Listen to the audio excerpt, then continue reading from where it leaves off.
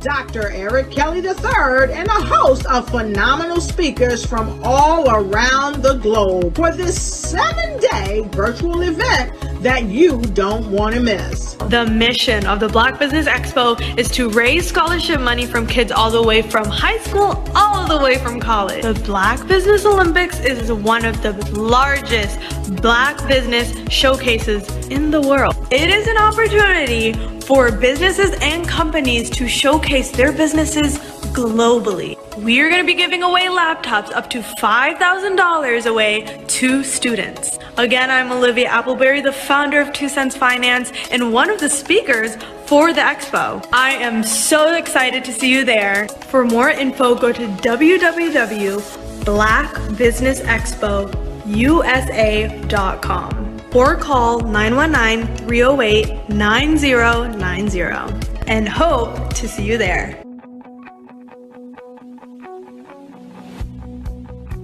I am Black business. From the moment I wake until the time I sleep. Yes, I am Black business.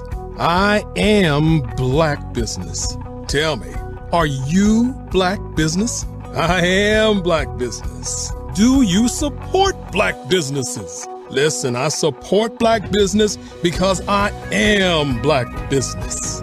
Black Business Expo, one of the largest business showcases in the history of Black business in the world. The world! Sign up today at www.blackbusinessexpousa.com or call 919-308-9090. I am Black business. I am Black business. From the moment I wake until the time I sleep, I am Black business. I am Black business. Are you Black business? I am Black business. Do you support Black businesses? I support Black business because I am Black business. Black Business Expo, one of the largest business showcases in the history of Black America in North Carolina. Sign up today at www.blackbusinessexpousa.com or call 919-380-9090. I am Black business. I am Black business. From the moment I wake until the time I sleep, I am Black business. I am Black business. Are you Black business? I am Black business. Do you support Black businesses? I support Black business because I am Black business. Black Business Expo, one of the largest business showcases in the history of Black America in North Carolina. Sign up today at www.blackbusinessexpousa.com or call 919-380-9090. I am Black business. I am Black business. From the moment I wake until the time I sleep, I am Black business. I am Black business. Are you Black business? I am Black business. Do you support Black businesses? I support Black business because I am Black business. Black Business Expo, one of the largest business showcases in the history of Black America in North Carolina. Sign up today at www.blackbusinessexpousa.com or call 919-380-9090. I am Black business. Sometimes you got to hear the news from the Black perspective, and more specifically, Black publishers. And that's exactly why you have to download the HeyTie app, the largest mobile app delivering breaking news, videos, and podcasts from 200 of your favorite Black publishers. Yes, 200 Black publishers delivering news as it happens, literally all in one app. Go to HAYTI.com or download the app in the Google Play Store or Apple App Store. It's completely free, along with information that you can trust, so go check them out. Have you ever seen a parent stressed out and needed a stress reliever with their child? One morning I was coming out of a store and saw a mother and her 3 or 4-year-old son. She was highly upset, actually beginning to yell at him. However, the more upset she became, it seemed the calmer the child became. He sat down on the sidewalk, crisscross applesauce, folded his arms, and looked up at her with a smile. You see, the angrier she became, the calmer he became, because he had the control of the situation. Hi, I'm Frizelma Lynn. I am the CEO and founder of Frizelma Teaching Parents, LLC. I'm a retired teacher, school district administrator, an author, speaker, and I am the Parenting 911 coach. My mission is to rescue families by equipping parents with proven, effective, and practical strategies to enhance their parenting skills. Many times we as a society expect parents to teach, train, and raise their children without providing the necessary tools they need to accomplish this. However, parenting issues cannot be resolved without intervention. Therefore, Frizelma Teaching Parents has provided coaching programs, digital courses, and live webinar trainings to provide step-by-step research-based parenting strategies, even for parents whose children are disrespectful, defiant, for those who have been diagnosed with ADD and ADHD, and even for parents of adult children. No longer will you have the need to feel like you are a failure as a parent. You'll now have the tools needed for each situation. Trust me on this one. Go to www.parenting911.org. Book a 15-minute strategy session with me or choose one of the coaching programs. Our training helps parents relieve stress. Over the past few years, we've seen the growth of existing and new initiatives focused on financial inclusion, building global networks, and reducing the wealth gap in response to the idea there's not enough seats at the table. Whether their outcomes are to increase the representation of Black executives on corporate boards, ensure an inclusive global economy, or to create new U.S. African commercial pathways, the strategies are often carried out by separate programs. The question is, should they be? With the continent of Africa being home to more than half of the world's fastest growing economies, the youngest workforce, over 400 companies generating more than $1 billion annually, 700 generating more than $500 million annually that are poised for growth, and being the destination of nearly $5 billion in venture capital in 2021. Diversifying U.S. and Africa commercial engagement by building bridges between African businesses and their U.S. diaspora should begin being seen as mutually beneficial. From helping to reduce Africa's enormous capital gap to catalyzing two-way trade opportunities, the COVID-19 global pandemic hopefully has taught us that global challenges and opportunities are more interconnected than we thought. During the pandemic, African companies like Unicorn Flutterwave, insurance provider Reliance Health, ride-hailing app Yasir, and 54Gene, the continent's first bank of DNA on people of African descent, proved that when African companies have access to networks, capital, and information, they grow big, grow fast, and create solutions that are valuable to the world. This is why Be Direct was created. We are the first U.S.-based but African-centric board preparedness and board search company designed to connect U.S. Black talent and corporations to African businesses. Unique and fundamental to Be Direct's success is our process of helping board candidates adapt their experience and networks to an African context before they're connected to high-growth companies that are looking to locally and globally scale. From our focus groups with African business execs and government leaders, we don't ignore the sentiment that business is easy, but people are hard. Having a pool of board candidates with hard-to-access networks and extensive experience across the business life cycle, including successfully raising capital, is table stakes for an initiative like this. So yes, we have that.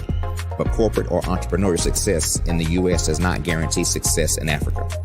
Developed alongside industry partners on the continent, our training program, Be Direct Prep, is designed to transpose their experience to create cultural comfort, understanding, and a commitment to helping businesses in Africa scale. Our board governance sessions are African continental and country specific, integrated with cultural awareness and dexterity training, masterclasses led by African industry execs, and mentoring and coaching from African continental-based facilitators. But even more unique to Be Direct Prep, we cap off our training program with an immersion trip to help candidates that have not been to Africa before see and feel Africa's complexity and opportunity from African soil. We all know traditional network-based board placement has historically left a lot of us out of ever really being in the paid board pipeline. Our strategy supports the work of many great organizations that are successfully filling seats at U.S. board tables by creating more tables for those that are still left on the sideline. It's time to start seeing the role and value of U.S. Black talent and businesses on the continent of Africa differently. Old perceptions and habits limit economic inclusion. Let's transition Black talent and the African businesses they will support from the periphery of the global economy to its core. Living in a global lockdown, we all know now how fast local and global economies can change, and see the value of having businesses that hire, strengthen local value chains, and even grow globally. Status quo in any form holds back progress. We must democratize U.S.-Africa commercial engagement by socially and economically connecting cultures that have long been disconnected. It's time for Africa's U.S. diaspora to redefine their global value by helping African businesses scale continentally and globally.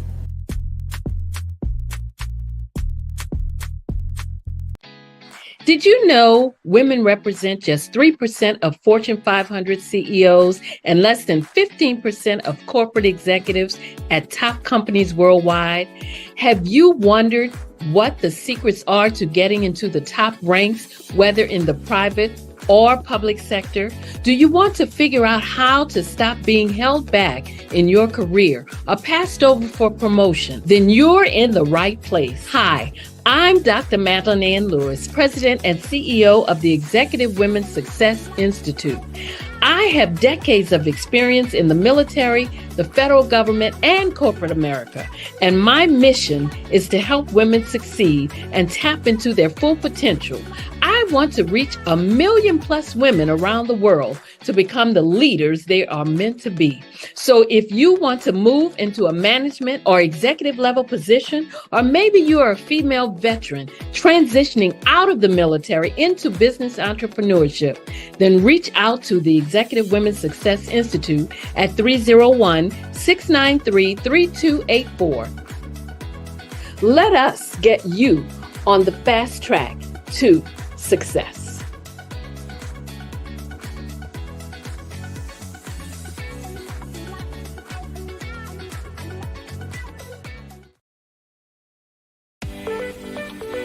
You are in the right place at the right time. The Black Business Network opens again for its Black Business Olympics, a 24/7 broadcast on business, strategies, global branding, social media marketing, finance, advertisement, and much, much more. Featuring the top, most powerful entrepreneurs and speakers and thought leaders from all around the world as they gather together for this phenomenal event. Join the Black Business Network streaming live into the metaverse, STEM City, USA, Black Multiverse, Pod TV, Roku, Hulu, iHeartRadio, Apple TV, YouTube, TikTok, Instagram, Google Podcasts, Facebook, LinkedIn, IBM TV, Spotify, and Twitch. Tune in today and be a part of this amazing movement, the Black Business Olympics, welcomes you.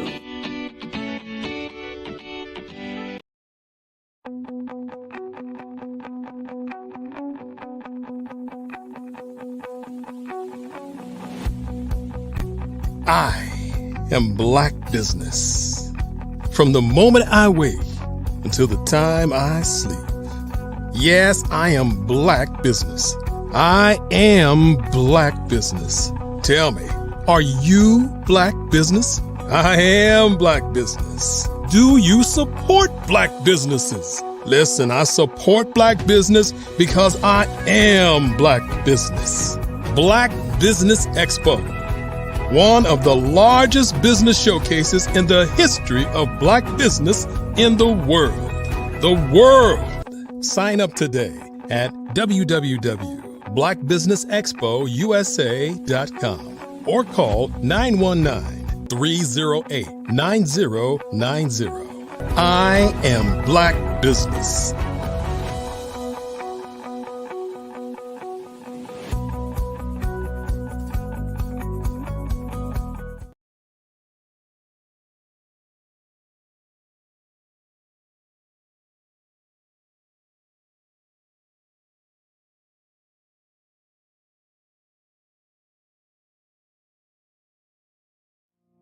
Did you know that approximately 333.34 million businesses exist today, according to a report from 2021? And you may be one of those businesses, or maybe you're not in the business market yet, but you're aspiring to be a business owner.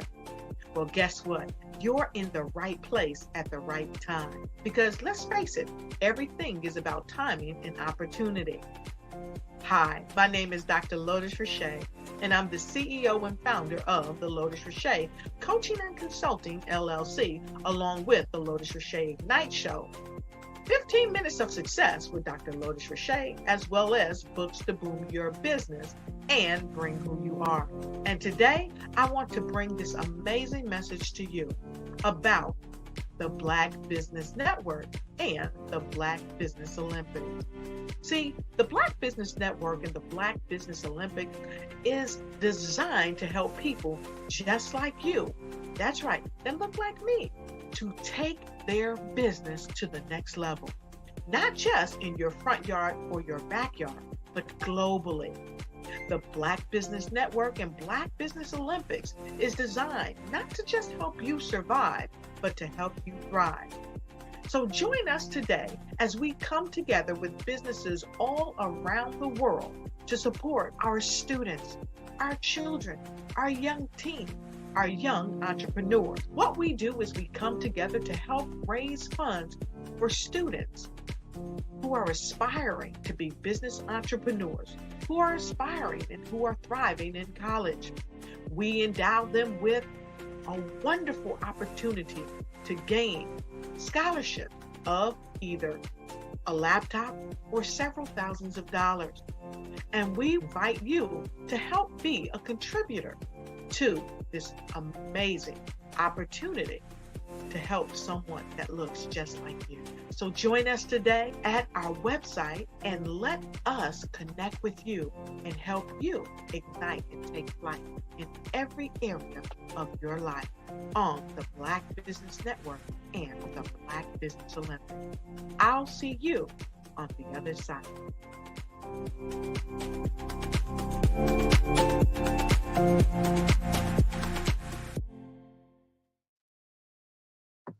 Good evening, business owners, entrepreneurs, thought leaders, and corporations.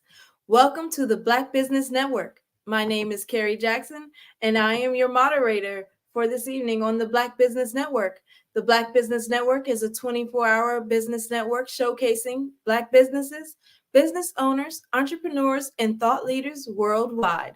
We have speakers from North Carolina, California, New York, London, Singapore, Africa, Japan, and all cities all over the United States.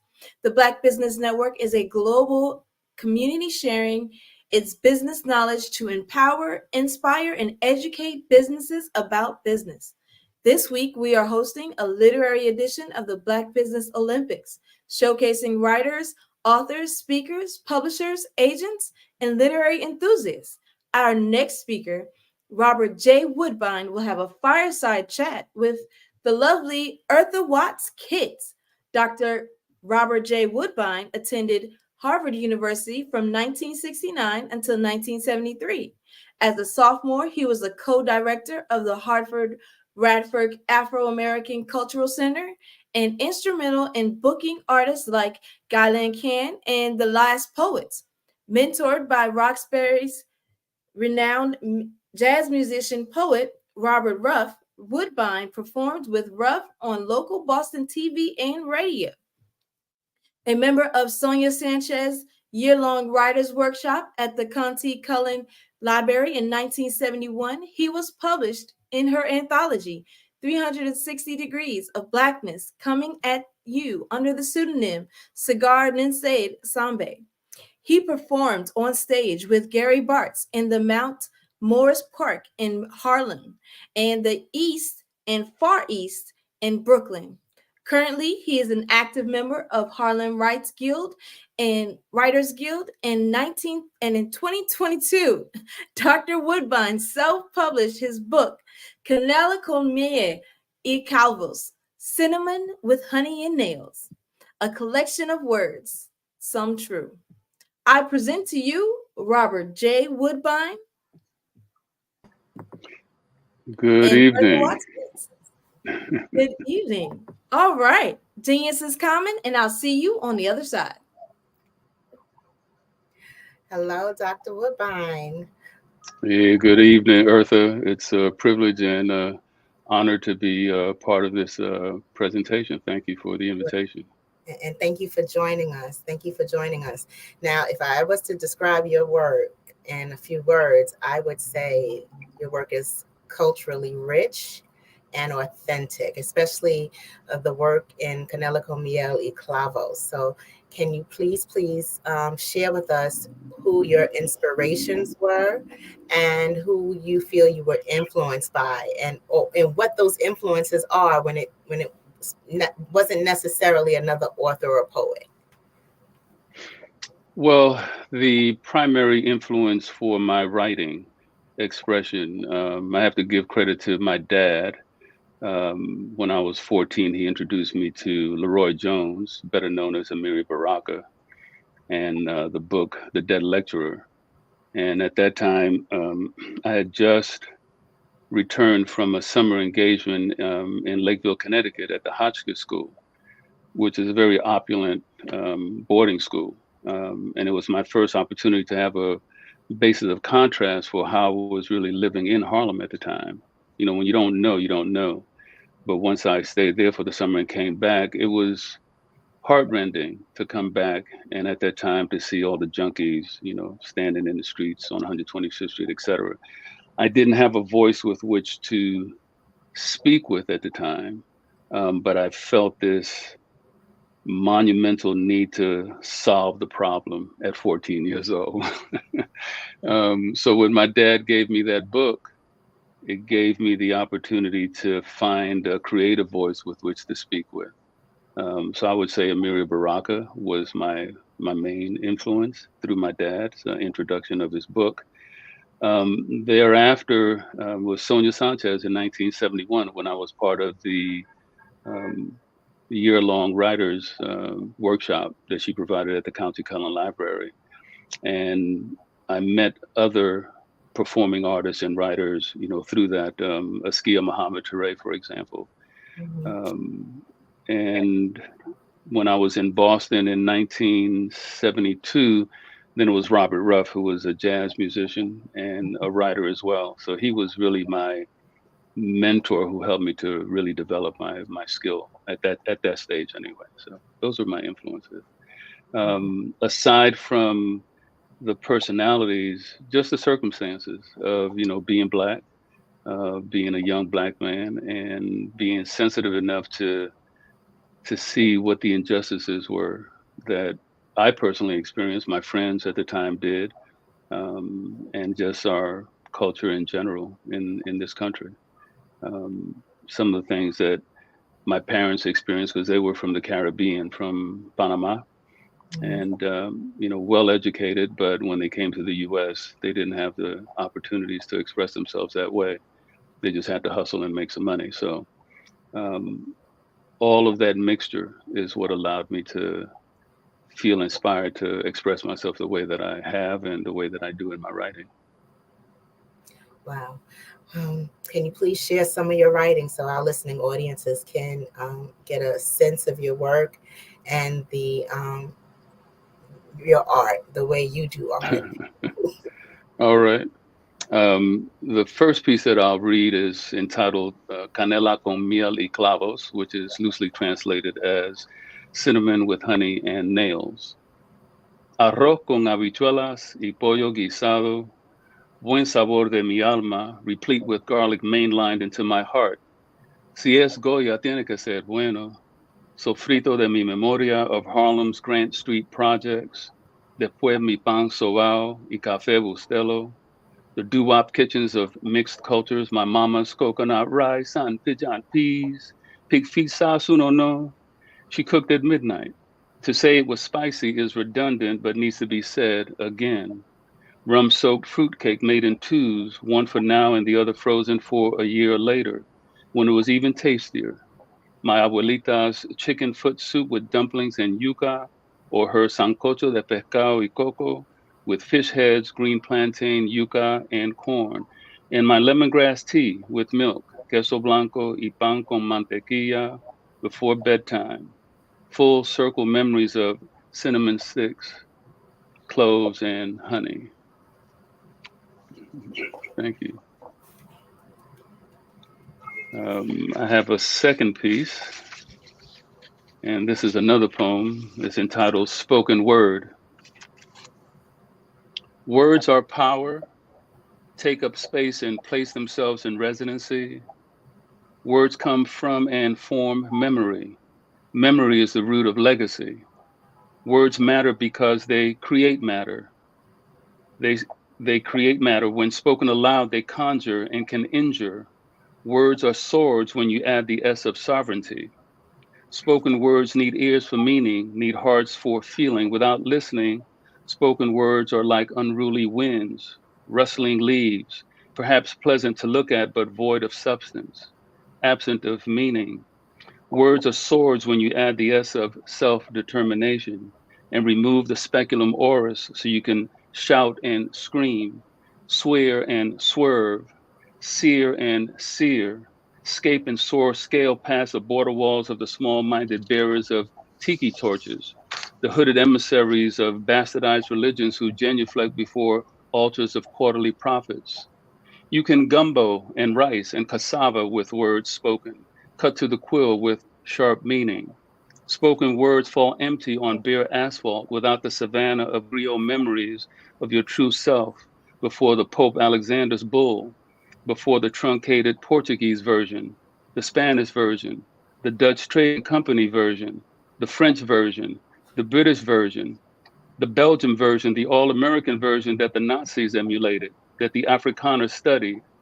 Written read, spoken heard, the word, spirit's declaration of the word, the notion of being, not mere driftwood in the mainstream, where the emotionally illiterate and spiritually bereft heard but cannot hear, when spoken words are read and not written. Words spoken aloud slice, they sever the ties that bind. Words come from and form memory. Memory is the root of our legacy. Wow. The musicality and the wordplay in that was phenomenal. You have more to share? Sure. This is one of my favorites. It's Jitter the Bug for Mr. Calloway. Okay. Jitter the bug so you can bop to be better. Bug the jitter so you can better be the bop. Shake off the jitters to bop the bug to better be, and silk slide atop the Callaways like the Nicholas brothers do. Jive and bug out, bop your blues without the blackface. Be true to your mama's labor. Jitter the bug so you can beat a bop better. Jive your jitter and jump while you bug out, shaking off the pains that remain from the remains in the deep blue sea, in the red-soaked soils of the South, the Midwest, the North, the East, Jitter the bug so you can bop to be better. Bug the jitter to better be the bop. Shake the jitter, shake the bug to stomp. Stomp the white noise that disdains you yet cops your bop so you can't be what they are not. Bug the jitter so you can better be the bop. Jitter the bug out to be better, be the bop to be bop. Jitter the bug so you can better be the bop so you can bop so you can just be bop better. Bug the bop so you can jitter to be better. Bug the jitter so you can better be the bop. Jitter the bug so you can bop to be best. It's one of my favorites too. It's one of my favorites too. If there's time, I'd like to maybe read 2 more pieces. That's absolutely fine. Thank you so much. All right. This is Songs for My Sons. Beautifully mystic child, song muse befits you. We welcome your return. With you come blaring sounds flooding the heart with love joy. Blaring sounds blowing cobwebs, dark deep wells seeping strange juices of positive thought, solar style life. Your lungs burst unceasing coarseness cries, screaming music of brutal beauty beyond the swelling of your tremulous belly, beyond the brutal beauty of your screeching cries screaming, and your maturity understood past the smallness of your eyes, speaks quietly through eyes that stare, study. You are a cosmic baby, mystic child, not ours own, fluidly patting moving moments to Jimmy Scott, Ella Train Shep, Jimmy Scott, Ella Train Shep, Jimmy Scott, Ella Train Shep. Your blaring sounds from bursting lungs flood the mind with strange juices of positive light, solar style thought, flowing from dark deep wells of holier selves. And we welcome your return, knowing we must nurture you to flower. And the last piece I'd like to read for you is, it's not a poem, it's what's called a drabble. And a drabble is a micro short story. This is limited to no more and no less than 100 words. This is a genre that I'm fascinated with and I thoroughly enjoy trying to be creative with. This one is entitled Bedtime Story. There comes that inevitable moment many parents dread, yet no parent is ever truly adequately prepared. You know, that question. After a long autumn Saturday filled with chores as well as play, nightfall ushers in quiet repose. You look forward to sitting it down. Opening your child's book to read from her favorite bedtime story, she looks up at you innocently with genuine curiosity and asks, "Mommy, where do niggas come from?" After you compose yourself enough to speak, perhaps you tell her, "Dear heart, niggas are not born. They are created in the minds and hearts of fearful people." And that's Bedtime Story. Mm. Wow. Wow. So, Canella, well, first let me say this. You really can't sense or get a sense of how magical those words dance on a page until you read it. So I advise all those who are listening who enjoy what Dr. Woodbine has just read, please grab a copy of Canella con Miel y Clavos.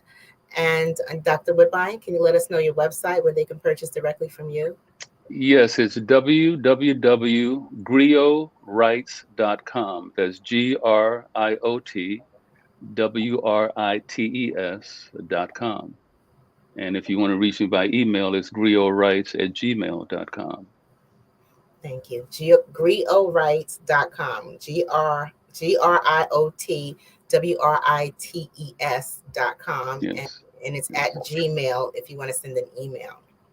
Yes. Now, what led you to independently publish the work as opposed to going the traditional route? I started out my writing journey with Sonia Sanchez. And during that time, you know, you follow the traditional route of sending out your pieces to be published in this magazine or that magazine, etc. And you go through the angst of the inevitable rejections. And at that time, we didn't really have the technology that we have now. So I wanted to avail myself of not having to deal with the frustrations of being rejected and feeling confident enough in the quality of my work and the things that I had to say to self-publish. And so that was the motivator for wanting to go that route. Right.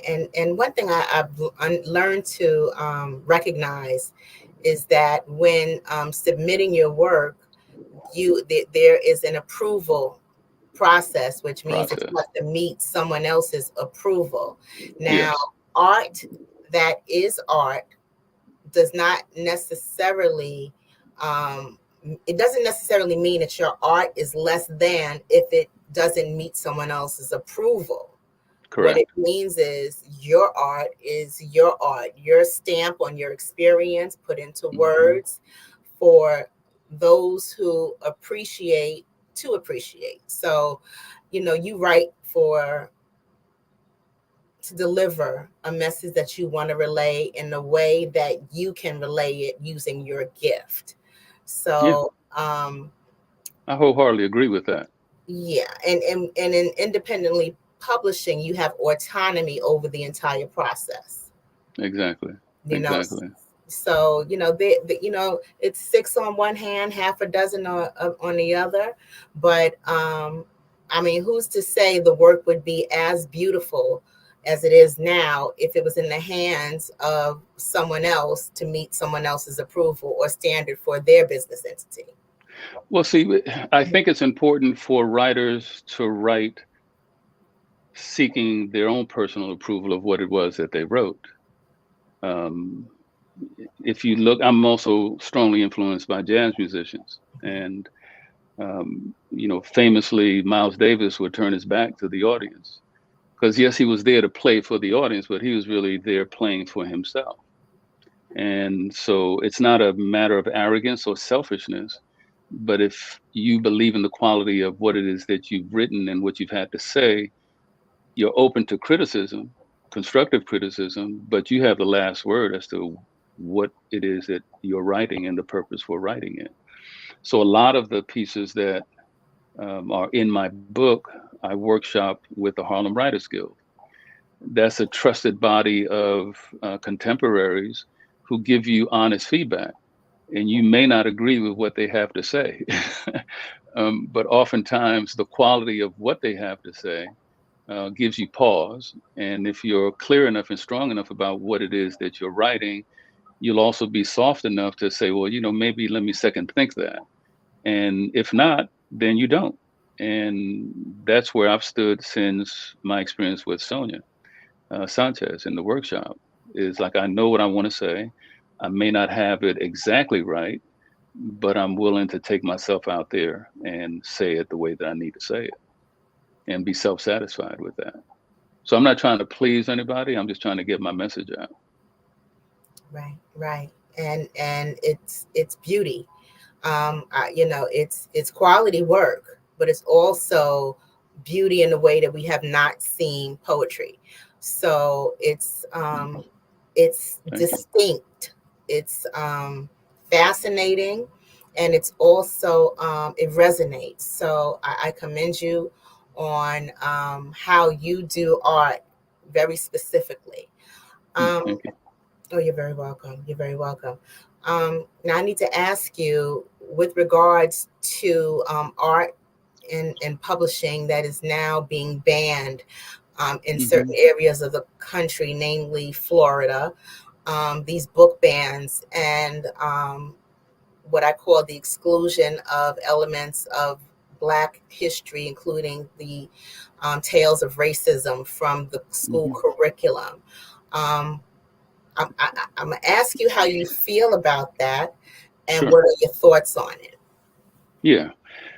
What I feel about that is that it really backfires. You know, sometimes when you go out of your way to suppress something is when you bring the light to it. And so the books that they're banning or trying to ban, they're bringing so much more attention to these books now. So that's good news. There's not always a sense of defeatism when something negative happens, sometimes it's an opportunity for the light to shine. So for me, it's symptomatic of the entrenched fear of the so-called majority group, or certain elements in that majority group, about the resilience that those of us who are in the so-called minority group have. And while I feel that it creates a certain amount of tension, I think it's all good news because of all the attention that's been brought to these books.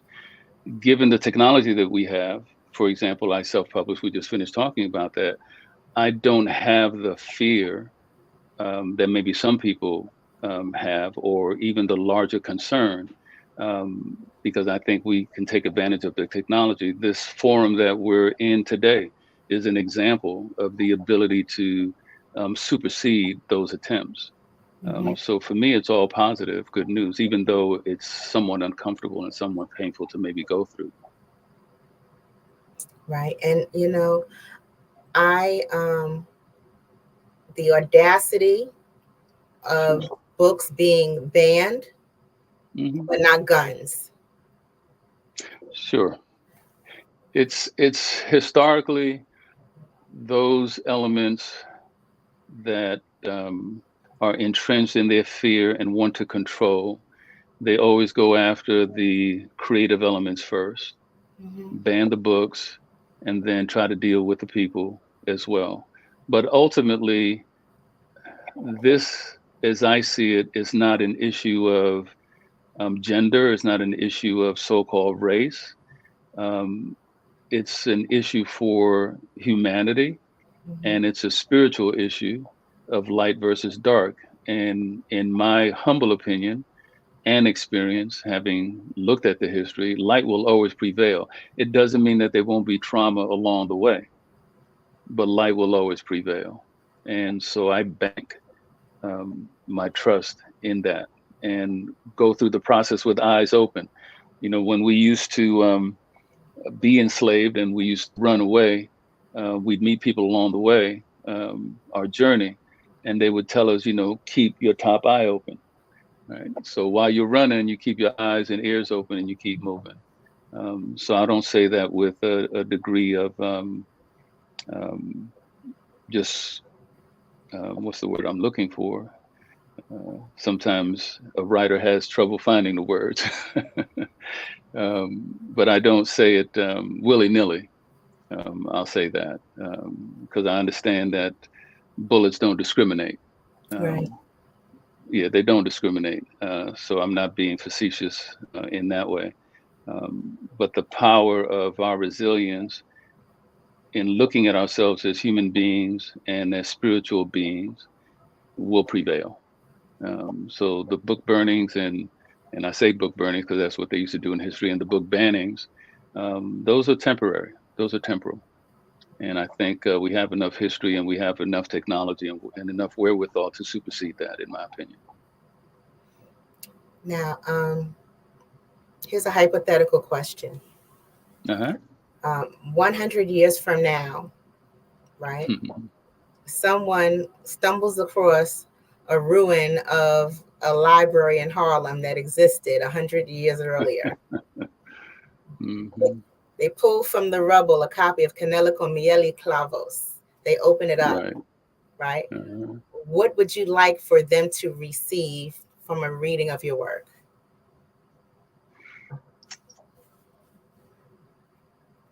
I would hope that they would be inspired to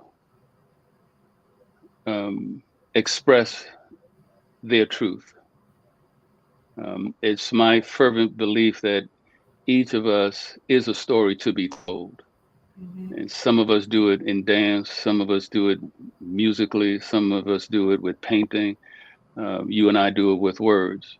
But each of us is a story that needs to be expressed. And I urge every individual that's listening to this and watching this, even if you don't think that you're a writer, to write your autobiography and to tell your story. There's no one else like you. There's no one like me. There's no one else like Eartha. And we have unique experiences that should be shared that could help other people. So I hope that in that scenario, hypothetical scenario, that someone would read and understand that a lot of what I've written in that book is autobiographical. It's my wealth of experience, and that they perhaps have the opportunity to do the same. Now, you beautifully pay homage to your ancestors, your family, extended family, your culture, and your background, and all the respective parts that make you you. What led you to do it this way, and kept you motivated throughout the process? Well, I've always embraced, I shouldn't say always, I embrace all the parts of who I am culturally. Right? So I'm multicultural in that sense. My grandmother was Colombian. My maternal grandmother was Grenadian. My mom and dad are from Panama. I was the first one here born in the US. And when I came back from having lived in Panama as a youngster, there was a time in Harlem in the South Bronx where speaking Spanish was a deficit, especially in the Black community. So even though I spoke Spanish, I didn't want to speak Spanish because that made me vulnerable. But that time passed. And as more people from the Caribbean came and more people from Puerto Rico came, the teenagers made these alliances with each other, and you then have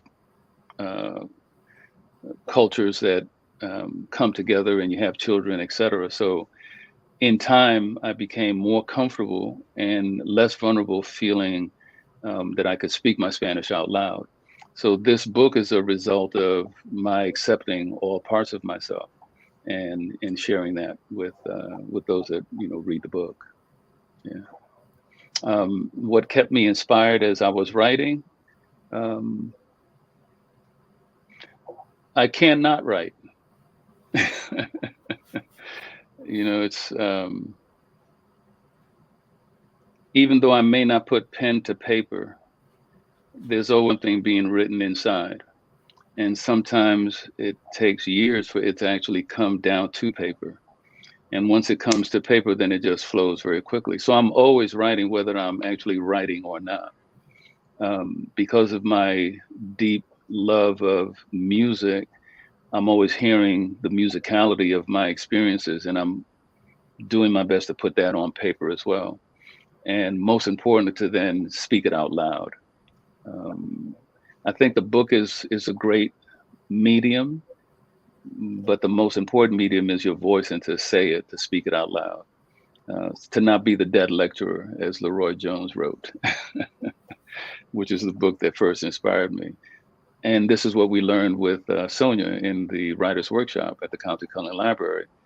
She had us write, we workshopped, but then she took us to various venues where we actually read out loud and performed out loud. And so there were churches, there were restaurants, there were colleges that we went to, the far east, in Brooklyn. We got the opportunity to perform live on stage with various musicians. And it cemented in me the information that it's not the book, but it's the spoken word. It's saying, because words have power, not on the page so much, in my opinion, but in what you say.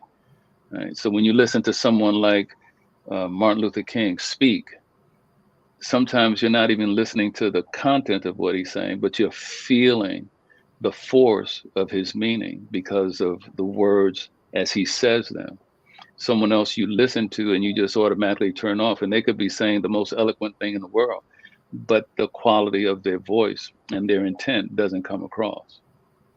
So for me, that's the power of writing, spoken word, read out loud. Wow. Now, it's part of this author journey, because there's a journey as a writer. Yeah. It's actually 3 parts. It's the writer journey, the performance piece, And then there's the author journey. With respect to the other two parts of the experience, what is different about the author journey? Writing is challenging enough. You have the piece, you have the feeling, you have the ideas, and you struggle with putting them down in such a way that makes sense to you and perhaps might make sense to someone listening to it or reading it. But the author is putting all of those pieces together in such a way that if they happen to pick up the book, the totality of what you put together in that book has a flow to it and makes sense. And that's a different journey altogether. It augments the individual experiences of just writing certain pieces and then putting the whole thing together. So that it took me, as you well know, because you helped edit the book. You edited the book rather, and designed the cover for it. It took me the better part of a year to finally put all these pieces together. And a lot of that was facilitated by our relationship with the Harlem Writers Guild and workshopping. So it took a lot of homework for me to not just write the piece, but to put the book together, and that's the authorship. Now, what advice would you give someone who's just starting out, who's looking to be a poet, spoken word artist who represents themselves with a book? What advice would you give that person? I would say to him or her is to listen to everybody, regardless of so-called race and gender, to read as much as you can, and then to not be shy about putting down your thoughts and your feelings on paper. Do not censor yourself. Just put it out there. And then you can always go back and refine. And in the process of refining, you might end up with something totally different. You might surprise yourself that in that page with those black lines called letters and then words, there's a hidden story that you weren't even aware of. So be free, be courageous, and just let it out. Let it out. And I urge, whether you want to be a writer or not, to write, because there's a story that's unique, that needs to be told, and we need to hear about it. And then seek people who have experience that you don't have, which is what I did with you. I mean, I didn't know the first thing about putting a book together. I could figure it out, but why do that when you can tap somebody else's expertise? So tap other people's expertise that know more than you. You know how to write, and they know how to edit it, and they know perhaps how to put the book together. Right? So that would be my advice. Thank you, Dr. Woodbine. And can you please remind us and our audiences how we can connect with you online, on social media, and how we can reach out to get a copy of Canela con Miel y Clavos? Well, you can reach me through my website. That's www.griotwrites.com. You can also go to Amazon.com and look up the title. You'll be able to buy it there. You can get it on the website as well. And I'm at Instagram and also Twitter, or now known as X, at Griot Writes 3, I believe is what it is. Yeah. Look forward to hearing from you. Okay. And is there anything else you would like listeners, readers to know about you and your work?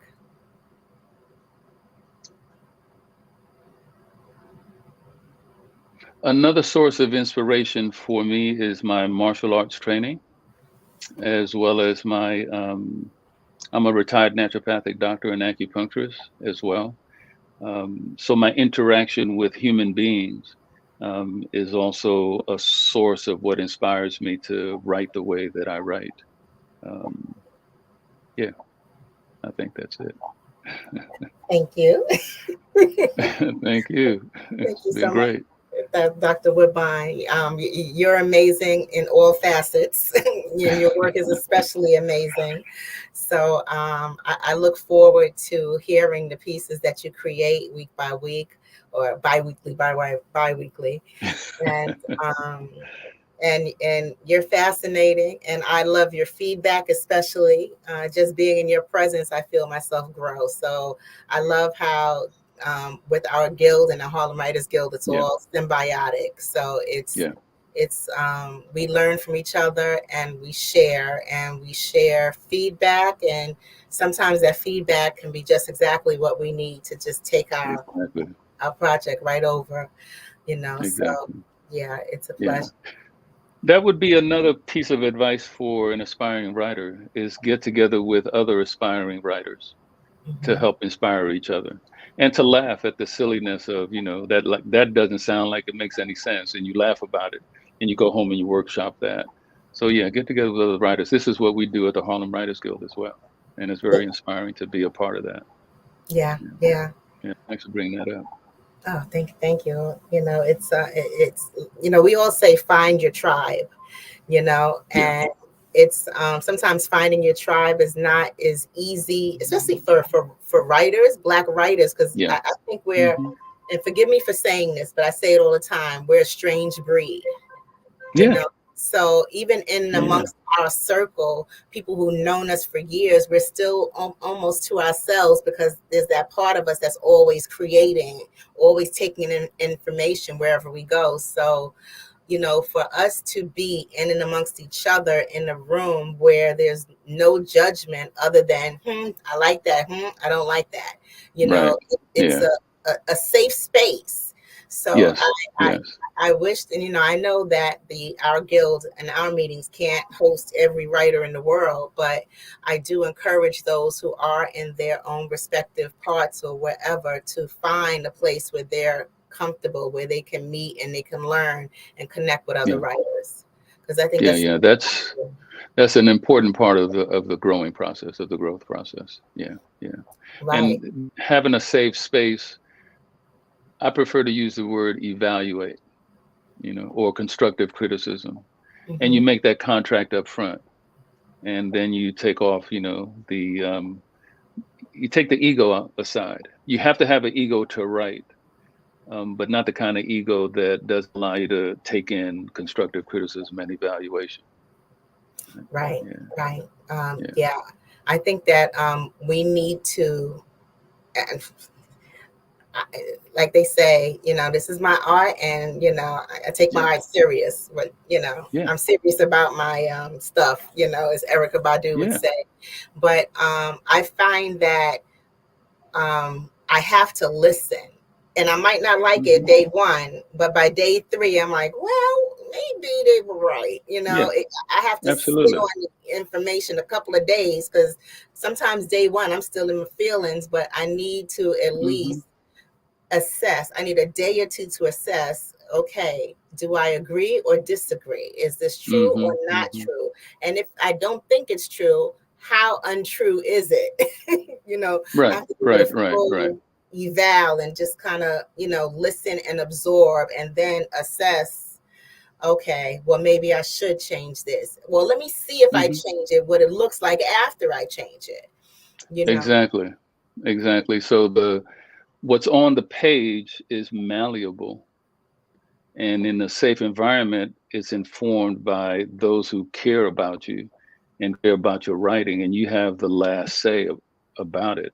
But with that kind of environment, you're able to change. You're able to be flexible, and you're still able to be steadfast too if you disagree, and no feelings are hurt by that, right? Because we have that contract to begin with. Right. It's a precious art, which is, this circles back to the book banning. You have to hold on fast to your art, because it's that powerful and that meaningful that people will come after you to ban it or ban you. And so if you don't play with it and you respect it, the pen and the sword are the same, in my opinion. Right. And, you know, like the way I see it, books are not walking into classrooms and opening fire, you know, and they're still not banning these guns the way they're trying to ban the books, you know. Sure. That But that still comes out of their fear mentality. Yeah. You know, all of that still comes out of their fear mentality. So again, bullets don't discriminate. We have to have the courage to operate from our spiritual center rather than the mundane. Even though the mundane has its value and has its effect, you got to operate from the spiritual center, in my humble opinion, given all the years of my experience. It's everlasting. This is going to come and go. You know, my book is going to come and go, but the words that I share, the processes that I engage with other people, those will be everlasting because they have an imprint. Right. You know, and they help change people's attitude and change people's behavior. That's the other reason that I write and that I share what I write. It's another form of medicine, in my opinion. Right. But only if you have ears to hear. Right. And it's funny, before you mentioned the word medicine, I was getting a sense of it being therapeutic. Yeah. You know, in the immediate thought before you actually said the word. And especially in the way that you weave culture and the intricacies of who we are as individuals all through your work. It's just woven in flawlessly, you know, in a way that it's a time capsule. And it's a fingerprint of your experience in America. And it's one that would not necessarily be captured if you weren't a writer. I would probably have to read 50 books to get that kind of sense of what you pour into these pages. So thank you for what you do, for the richness of Colombian, Panamanian culture, for reminding us what Harlem used to look like, and the irony of what those other places look like, in contrast to what we were facing in Harlem. Thank you for sharing that in your work. And thank you for allowing us to have this breakout session, Carrie. Oh, you're welcome. Thank you, guys. Yes, definitely. Special thanks to you, Miss Eartha Watts Hicks, always doing a phenomenal job on the fireside chats. No questions needed from this side. Dr. Robert Woodbine, thank you very much for sharing all of your lovely information, all of your expertise. And my pleasure. Thank you. Yes, genius is coming, and I'll see you on the other side. Ashe.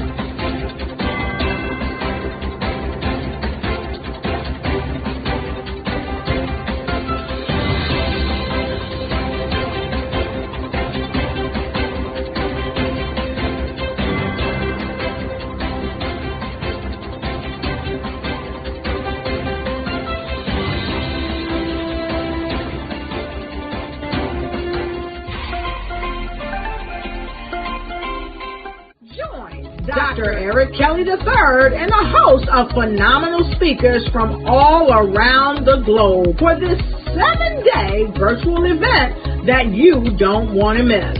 The mission of the Black Business Expo is to raise scholarship money from kids all the way from high school, all the way from college. The Black Business Olympics is one of the largest Black business showcases in the world. It is an opportunity for businesses and companies to showcase their businesses globally. We are going to be giving away laptops up to $5,000 away to students. Again, I'm Olivia Appleberry, the founder of 2 Cents Finance and one of the speakers for the expo. I am so excited to see you there. For more info, go to www.blackbusinessexpousa.com or call 919-308-9090 and hope to see you there. I am Black business. From the moment I wake until the time I sleep. Yes, I am Black business. I am Black business. Tell me, are you Black business? I am Black business. Do you support Black businesses? Listen, I support Black business because I am Black business. Black Business Expo, one of the largest business showcases in the history of Black business in the world. The world! Sign up today at www.blackbusinessexpousa.com or call 919-308-9090. I am Black business. I am Black business. From the moment I wake until the time I sleep, I am Black business. I am Black business. Are you Black business? I am Black business. Do you support Black businesses? I support Black business because I am Black business.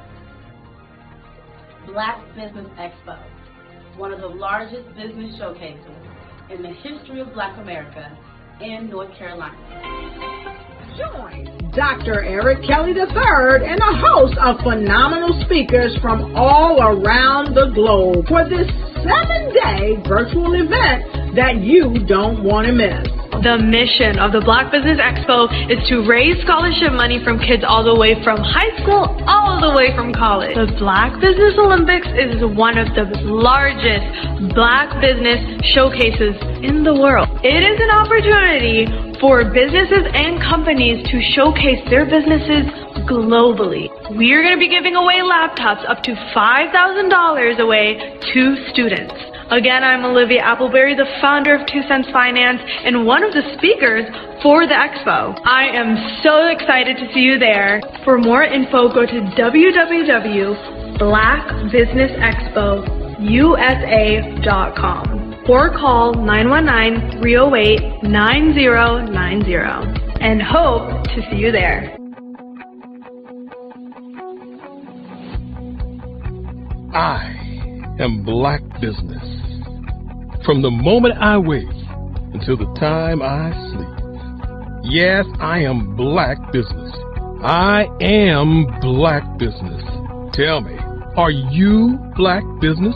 I am Black business. Do you support Black businesses? Listen, I support Black business because I am Black business. Black Business Expo, one of the largest business showcases in the history of Black business in the world.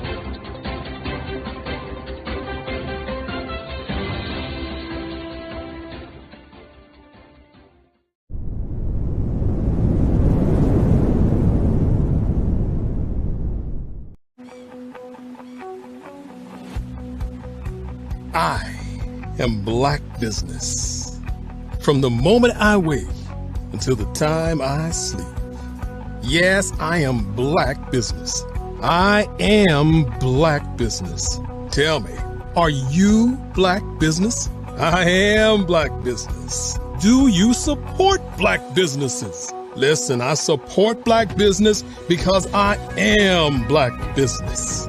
Black Business Expo, one of the largest business showcases in the history of Black business in the world. The world! Sign up today at www.blackbusinessexpousa.com or call 919-308-9090.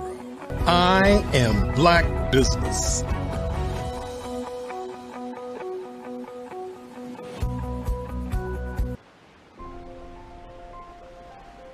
What if you could build your own city?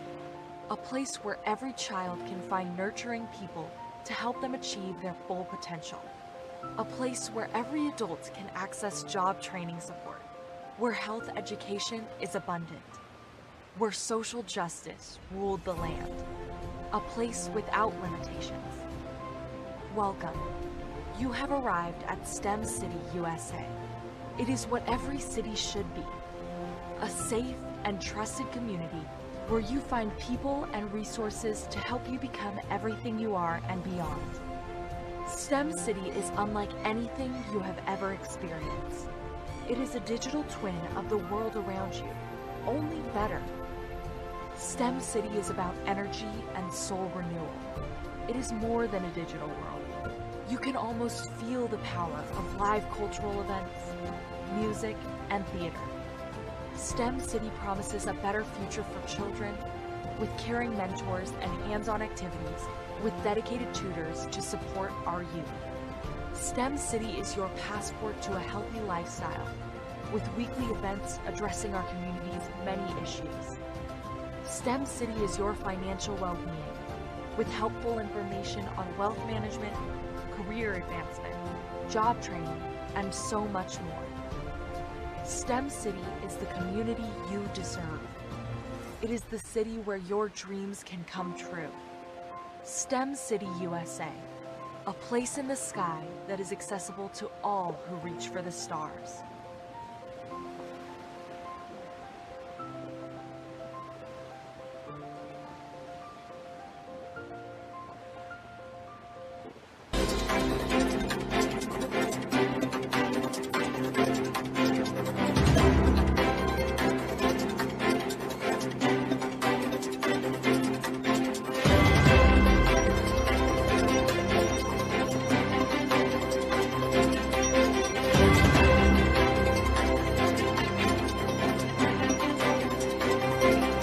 Phenomenal Tanya T. Wise, who is here from the great state of Maryland. Tanya, welcome and thank you for being with us today. Can you indulge our audience a little bit and tell them just a little bit more about who you are and what it is that you do? Well, I love being able to talk to people and have a magnetic attitude, being able to just show them. So I always like to say, level up is Coach at Tanya T. Wise here. So can you tell our audience, just give them a teaser about what your presentation will be about? So my philosophy is that we should all be living our dream life. So tomorrow I'm going to talk about how you start living your dream life. What are some of the things that you thought about in your childhood that you just kind of let go and dormant? Wow. And I want to reignite that and just give you some pointers and some tips, some tools, some strategies to be able to start living your best life now. And guess what, Wanda? And leave an inheritance for your legacy. Oh my goodness. Okay, I know that's resonating with a lot of people. I've heard that you have a dynamic coaching program. Can you tell us a little bit more about that? Absolutely. So our coaching program help people that have the lack of time, that lack strategies, and lack the confidence to go after their dream life. So we help them implement tools, we help them implement strategies, as well as give them resources so that they can live their best life now and leave that inheritance. Wow. Oh, I love that. I love the leave the inheritance part. Listen, you are dropping some major nuggets, and I know a lot of what you're saying is resonating with a lot of people, but I think we're all curious. How did you even make this transition into the speaking and coaching arena? What's the story behind this? So I started out in finance, and I realized that a lot of people don't necessarily go after their dream life because of the lack of finances or the education behind finances. But it wasn't until I lost my firstborn, my only son, that life changed for me. And where I was going after it all, living the corporate life, hit my 6-figure income and living in my dream house with my dream man, driving my dream car. I nearly lost it all when I lost my son. And so I realized it only takes one financial catastrophe that can change your entire life. That's what made me start All New Beginnings. Because no matter what's going on in life, there's a new beginning. And because of that, we develop a program called Wise Minded. My little slogan is, don't just dream it, let's live it. If they want to connect with you or work with you, what is the best ways for them to be able to do that? Well, for my social media guru, you can connect with me on every single social media platform as Tanya T. Wise.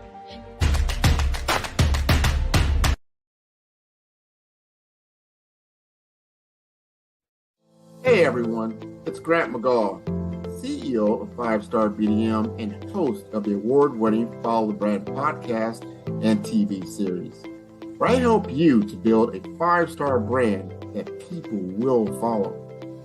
My genius is personal brand development through intelligent communication and helping you achieve your business and career goals. I am a requested speaker on digital technology and brand development issues. I want to work with you to increase the value of your current opportunities while attracting new ones. Every one of you is unique, and we all share challenges that can be addressed through smart branding. As a superconnector, I work with you as an executive coach to guide you along the complicated business and career development road, providing the enhancement tools and information you need to succeed. Together, I will help you succeed in today's challenging business climate. I will evaluate and measure your progress. Best of all, I am right alongside you every step of the way. Build the brand called you. Genius is coming.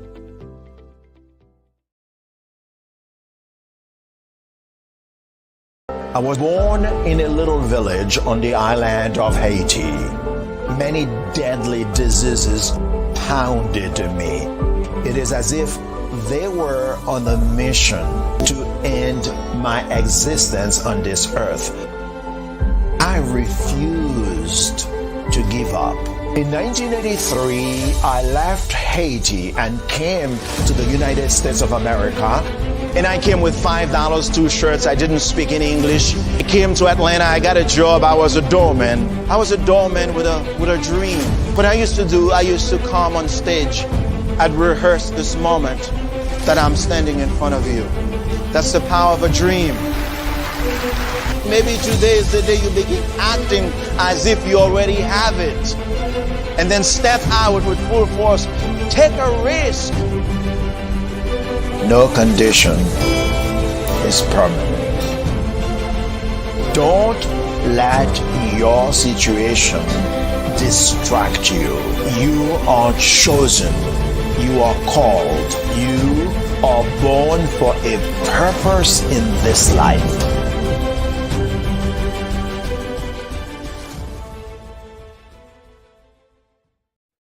Hey everyone, it's Grant McGaw, CEO of 5-Star BDM and host of the award-winning Follow the Brand podcast and TV series, where I help you to build a 5-star brand that people will follow. My genius is personal brand development through intelligent communication and helping you achieve your business and career goals. I am a requested speaker on digital technology and brand development issues. I want to work with you to increase the value of your current opportunities while attracting new ones. Every one of you is unique, and we all share challenges that can be addressed through smart branding. As a superconnector, I work with you as an executive coach to guide you along the complicated business and career development road, providing the enhancement tools and information you need to succeed. Together, I will help you succeed in today's challenging business climate. I will evaluate and measure your progress. Best of all, I am right alongside you every step of the way. Build the brand called you. Genius is coming.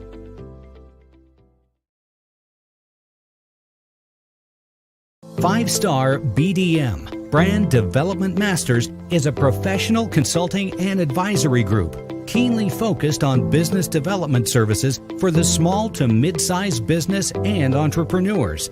Although every business is unique, they often share business development challenges that can be addressed through smart branding. Services include process improvement and operations, digital strategy and transformation, business intelligence, digital marketing, and personal branding. Our business and personal branding company has helped a number of professionals and organizations to optimize and grow. This results in more business, more opportunities, better reach, positive outcomes. Visit www.5starbdm.com today to learn more.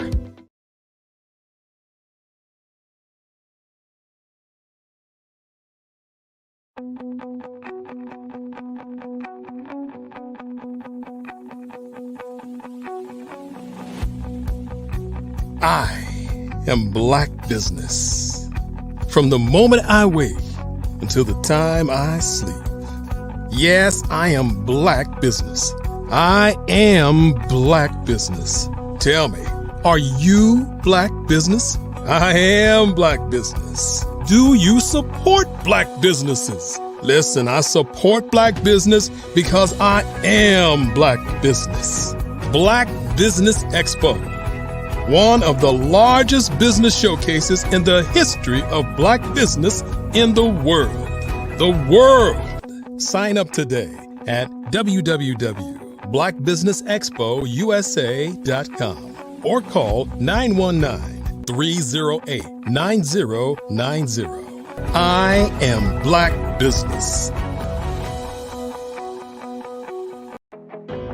I am Black business. From the moment I wake until the time I sleep, I am Black business. I am Black business. Are you Black business? I am Black business. Do you support Black businesses? I support Black business because I am Black business. Black Business Expo, one of the largest business showcases in the history of Black business in the world.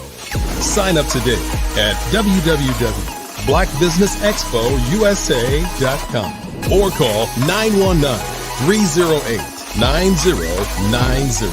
I am Black business.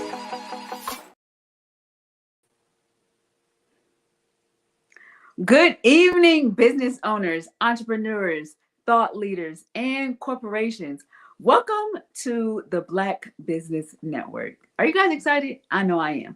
My name is Domo Jones, and I'm going to be your business host moderator for the evening. On what? The Black Business Network. Let's just give you a little insight on what we do here.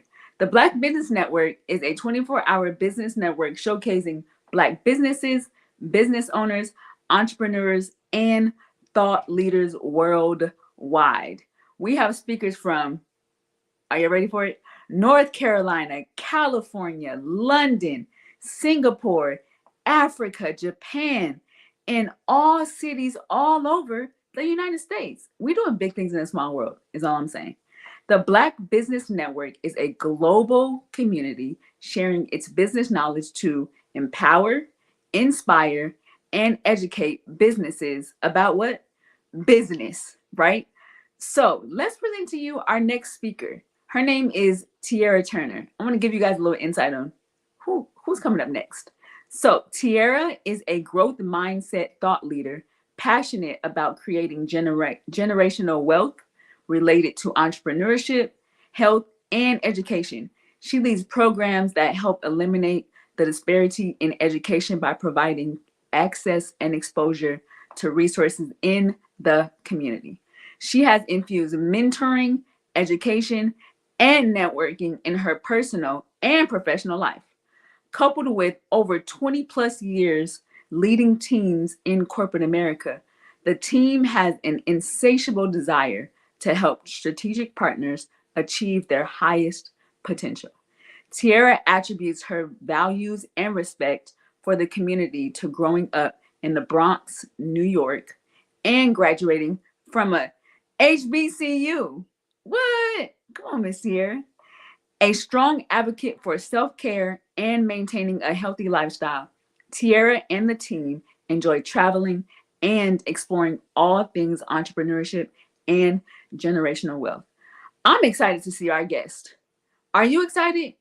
Well, without further ado, let's bring out Miss Tiara Turner. Hey! Hey, girl. Hey, how are you? How are you? Thank you for gracing the stage. Of course. And before we head out, genius is coming, and I'll see you on the other side. Absolutely. Absolutely. Thank you so much for having me.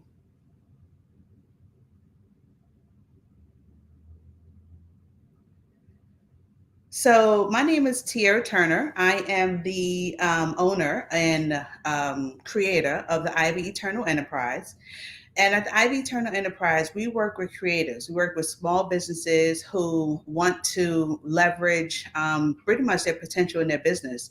So we work with creatives like entrepreneurs, restaurant owners, authors, anyone, seamstresses, fashion people, and I work with them on helping their back end operations. So we do that in 3 ways.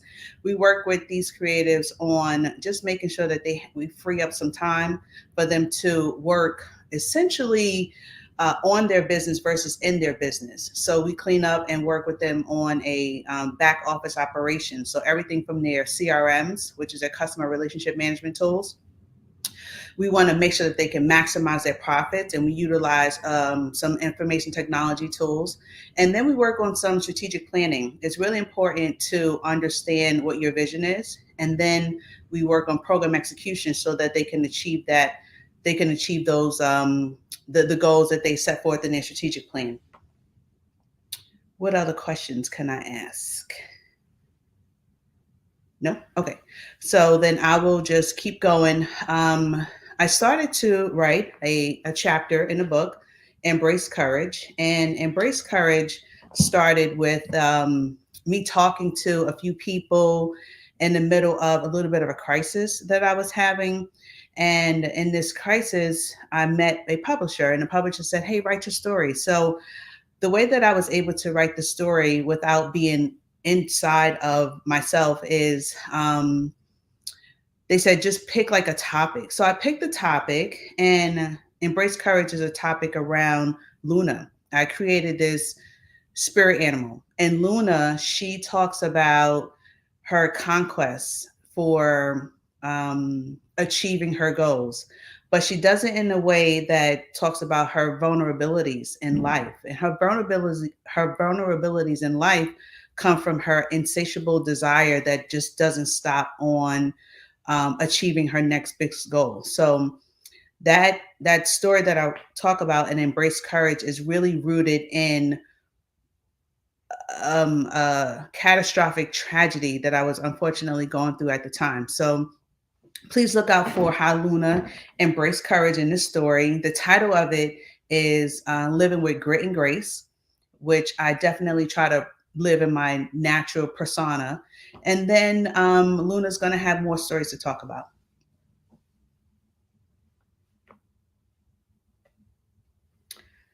Any other questions?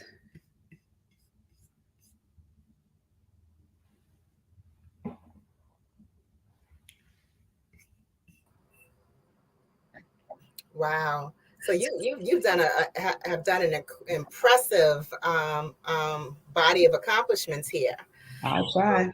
You know, and coming out from an HBCU and just kind of getting your career kickstarted.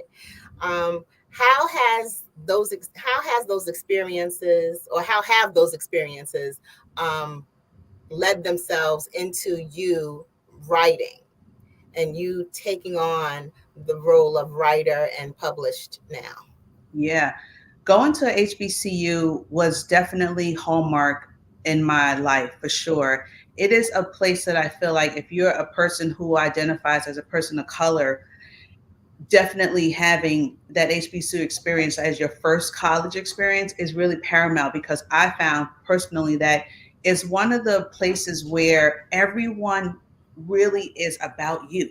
It's one place where you can feel supported, one place where you really forge these really strong natural relationships and friendships. Your teachers really care about you. And I think it's so special because I feel like there's really only one moment in time where you can do that. As soon as you graduate high school and you go to a HBCU for your undergraduate experience, not to take away from your graduate experience, but it's very different when you go to a HBCU as an undergrad. So because I was poured into and I was nurtured well, I've been able to utilize that as a strong foundation for all these other challenges that I needed to overcome in life, which leads to the story in the book. So you are definitely poured into, you are challenged, your grit, you develop some grit, or your grit is definitely tested. When you attend HBCU. So I got all that, and I really was able to leverage that in life as, quote unquote, we grow up. Wow. Do you have a couple of pages that you can read to us? Oh, wow. Okay. So, sure. They asked me about that, like an excerpt that I think that I might want to. I'll start with just the beginning, because I think the beginning is pretty cool. In my I don't do fashion, I'm wearing my fashion motorcycle jacket with gold buttons and zippers, creating an interesting juxtaposition suit. I stare at the words on the monitor. My manager's dress up is my dress down. I'm constantly distracted by the monotone eggshell colored cheap paint on the walls. I see an urgent 15-minute meeting request sent for today at 4:30. It's 2 p.m. already for my skip level manager CCing my manager. We would like to discuss your recommendations on the department's operational efficiencies along with your career trajectory at Drugstore Cotton Health System. I will not be defeated. 10 toes down always, I say to myself. I click the Microsoft Word icon. All I hear is click, clackety, click, click, clackety, click, click. Double tap, click, clackety, click, click, click, click, clackety, click. 8 months later, thank you for allowing me to grow as your Chief of Staff Administrator here at Drugstore Cotton Health System. Based on your proposed agenda topics, I have reconsidered my professional and career trajectory. Please allow this to serve as my letter of resignation immediately. My inner thought was, I'm going to get you before you get me. That same red color, rust-smelling liquid pouring from my forehead is covering my fingers on the keyboard. My peripherals become a throbbing red glow again. Again, all I see is red. All I can taste is blood. And again, I like it. My right finger, pinky, hoovers over the closest key.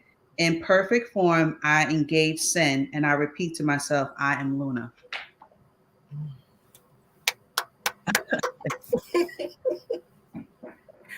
Woo. Okay. So, what motivated you to write this particular piece? And why do you feel it's really, really important? And what message would you like readers to gain from it?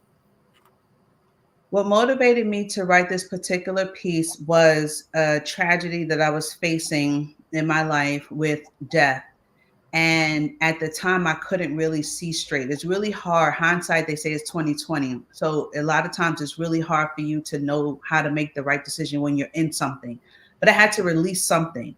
So when I met the publicist, she said, you should write about it. She was talking about the tragedy, but I couldn't, because I wasn't there yet. I was still inside of it. I couldn't see through it. I didn't know what my next plan was. I didn't have an exit plan, but I still needed to release something.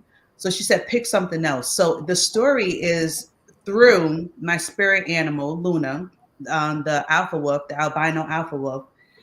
And it's around, so I use her as my spirit animal, but I use an example of me attending grad school in healthcare, which I did go to. And I graduated top of my class, but I didn't have a lick of healthcare experience. So that's one of the challenges that I talk about in the book. The key takeaway to that specific challenge is, don't let anybody put parameters on what you want to do in your life. So just kind of keep pushing. It's very few times that people graduate from a master's level program without having experience in that specific thing. But what I did have is I had tremendous amount of transferable experience. I had a desire. And more than that, which is where you hear 10 toes down, is the grit. Being from the Bronx, going to HBCU, it's always 10 toes down. It's always kind of pushing through things. It's always, moving with grit. And as as a grown person, I now couple grit with grace. So the inspiration from this chapter really was a personal tragedy that I experienced, but I put that passion and that desire into this chapter. And then moving forward, I would love the viewers to really read about Luna's character, because this is only the beginning. This is just a precursor. It's just the beginning of the story that she wants to talk about, which will soon be written in a movie series that we want to explore Luna's character. She wants to talk about how she really got through this tragedy, promoted, that really kind of fueled and sponsored this chapter. She wants to talk about her life story, about growing up in, the 70s in the Bronx and going to HBCUs and, living life and coping with death and friends and experiences in life. So yeah, this one actually came to me. It kind of fell in my lap unexpectedly. It was a really fun, cool project to work on. So I'm super excited that I was able to work on it. But it was totally unexpected, and I had a really good time working on it. Wow. Wow. So what is your creative process like? Wow. See, I am in awe of, and I respect authors so much. I know you're an author. I'm not an author. So I don't know that I have a creative process. If you ask me what my process was for writing this book, I'm a writer for certain, and it would just be figuring out a way to get whatever's in you out. Like fuel your passion, keep moving, 10 toes down, just keep on going. I don't really have a process. The only process that I know is just keep moving, keep exploring things, link up with people who know more about this than you, which is really the only reason why this even saw the light of day. I was able to connect with an amazing publishing company, an amazing network, and I just told my story, and it just kind of helped me put it together. So my recommendation that has worked for me is just keep going. Just keep going. Just keep going. Wow. So without reading the story and not giving any away, can you tell us about some of the motivations that's kept you going?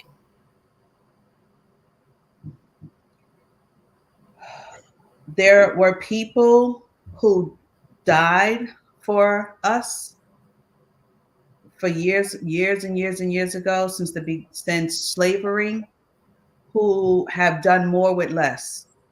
That's my motivation. There are women who have come before me who have died for me and our children, and they have done far more with less. Wow.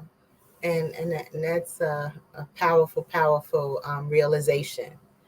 And it's certainly true. Now, who, as far as your work and what you do and how you do it, we always say, find your tribe. Who would you consider your network that has embraced your art and has kept you inspired? My network. Mm-hmm. I would say inspiration for me comes from, like I said, people who have done more with less. And I go all the way back to Madam C.J. Walker. Mm-hmm. And I go to listening, and every time I can, I'll listen to Michelle Obama. Or so in terms of motivation, I always look to people who have done something that I like or emulate. And I say, if they can do it, I certainly can do it. So that is like, an intangible tribe, right? Mm-hmm. Beyonce is King Bey. So she is like king of the world. So if I'm at a concert or something, they are definitely inspirational. People who are close to me, my physical tribe, would be just people who I know 100%, love and support me and the work that I do, which obviously is my family. Mm-hmm. I have one really, really, really good girlfriend who I went to college with. I think she is a secret genius, and I always ask her to look over my work. because I know that she can point out some things. She'll give me some recommendations, or, so I definitely try to tap into some people that I know keep a close knit group with me who can kind of help and support. It's not that many, but for sure it helps. Wow. Now, one thing I identify is that, and it's unique and perspective, you have the voice in your work of the executive powerhouse, as in a woman who is in charge of her future and how she chooses to go forward. Is this something that you wish to pursue in other works, in different stories, in larger stories? And in doing this very specific type of voice in your writing, how do you think younger women, as in teenagers and college women, will receive your work and benefit from it? Because we didn't have that kind of voice in fiction when we were reading books in high school. Right. So understanding that, what do you think younger women can take away from your type of writing? Oh man, that's a great question. So you said big boss executive something. Mm-hmm. Said I think that fell into me again. I believe that it started to manifest itself as I became grown and graduating school and just working. But I think that was just like a vehicle to take what I'm made of, and who I am as a person, the grit that I have already, that I was raised with. I was raised in humble beginnings. We talked about HBCU life. So all those things kind of created me whole as I was, and then experiences through work allowed me to, the adjective that you just used for me, I can't remember it, executive boss something or another. Powerhouse. Powerhouse. And then I and then through professional experiences, just continuing to link up with other women, like I said, who I think are doing an amazing job, and linking up with them and holding them close in your network, and just kind of emulating those other female women executives, which are a lot. And I'll talk about younger generation in a second. But part of Luna's story and part of the Ivy Eternal Enterprise is working with creatives on achieving their goals in business. Like I said, back office operations, strategic planning, program execution. But especially since COVID, the proliferation and number of Black businesses has exploded, especially with women. Black women have really launched their own businesses and have done really, really, really well. So the work is there, the need is there, the network is there. Mm-hmm. So I think like that has been like a vehicle for me, for the Ivy Turner Enterprise to continue on. And in terms of things or pieces of advice that I would talk to for younger people, would just be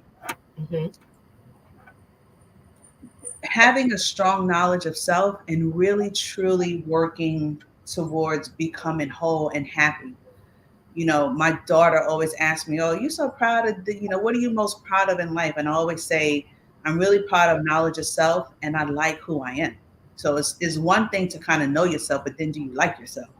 Right. So I think that being strong inside and liking kind of who you are, no matter what situation you're in, because there's hundreds of thousands of situations, hundreds of thousands of people that you'll encounter. But if you like kind of who you are, I really feel like the benefit comes after that. So my words of advice to anybody younger is just kind of tap into yourself, learn who you are, 10 toes down always, keep striving and keep moving.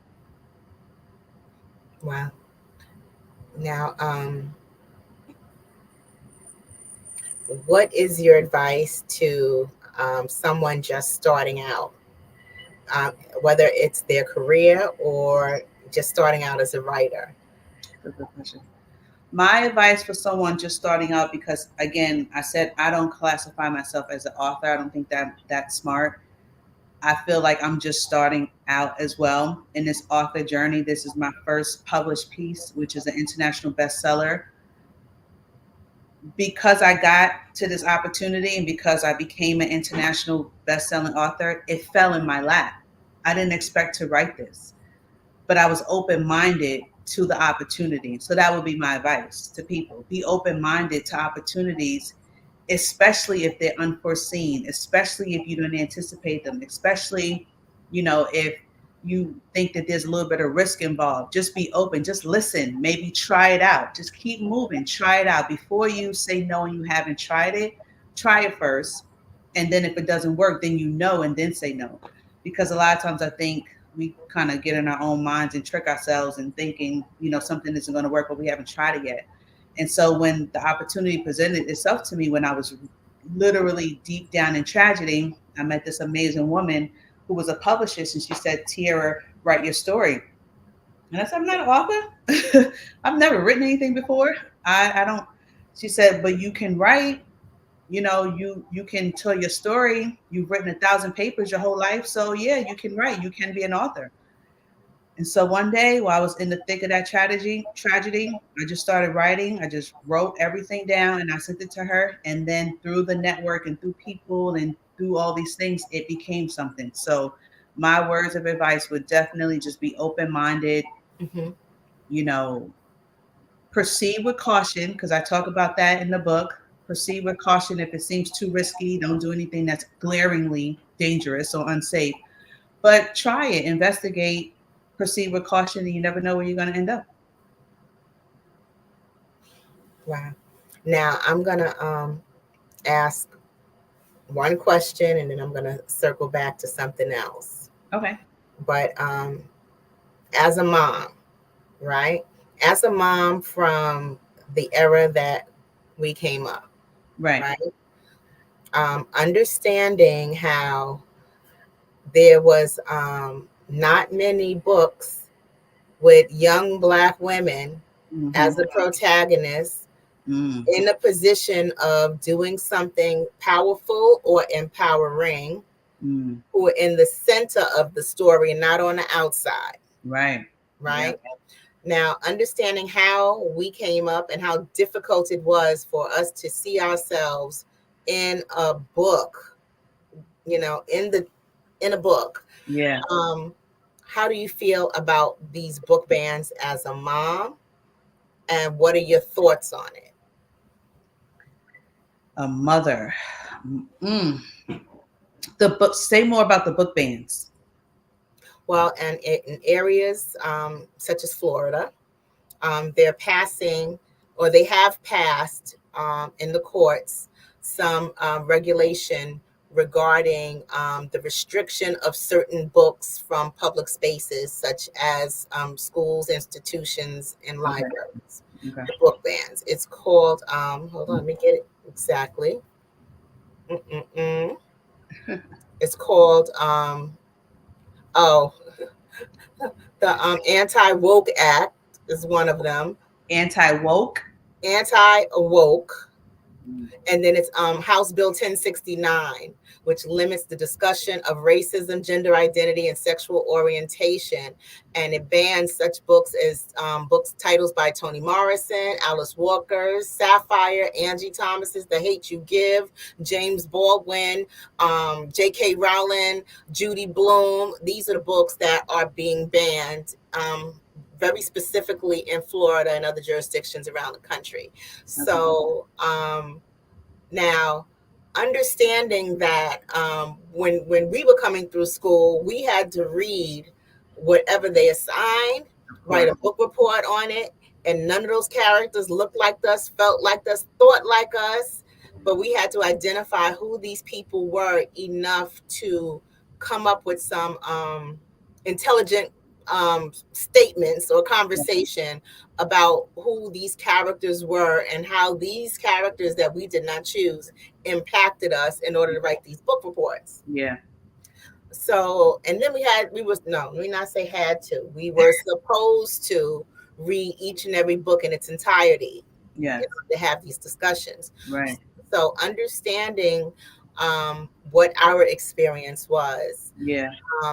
How what are your thoughts and feelings on the book bans? And they're in isolated places around the country, but seeing how this list has expanded from 100 titles to 1,000, over 1,000 titles, I think this is something that we need to be cognizant of. I definitely, for sure, think it's something that we need to be cognizant of. It is definitely something that continues to be on the forefront and not ignored. So we're here on the forefront, not ignored. When you talk about an era that we were raised in, the schools we went to, the books that we read, what we were expected to deliver on, master, and do really well. Of course, none of these people, stories that we read about, we can personally, not none of them, but most of them, we can't personally identify with. What I will say though is we came from those humble beginnings. That really made us who we are. So while those examples weren't there, your home life, the grit, all these things in your environment, they still poured into you and made who you are. So as a mom, my job is to still pour that self-worth and value in my children, my twins. And then it's 2024 now. The world is around the corner. It's so close. We can touch Europe, China, London. We can touch them all with a click of a button. So while the bans might be there, it still doesn't really limit things. We still have access. We still have access to a lot of, so it's not cool or great and we can't let off of it, and you still fight. And at the same time, you focus and put more energies to access to still being able to touch these people, because now we're so close. Now we have these things like the Black Business Network. We've got all different types of channel and networks, and we can easily connect with somebody that we wouldn't necessarily meet because of the World Wide Web. So right. It is definitely something to not ignore. We don't take pressure off. Anti-woke is hilarious to me. It's important to stay woke, obviously. But I definitely feel like a lot of parenting starts at home, and you instill in your children and your community to go out there and get what you want and utilize the resources that are available in 2024 to bring everything closer to you. Because Michelle Obama is only a book tour away. Read her books, sign up for her book tour. She's always, in circuit. A lot of our local activists that are in your local communities, they aren't that far. You can email them, you can do some things. So while our textbooks might look a little bit different, the world is vastly different. Right. One concern that I have is,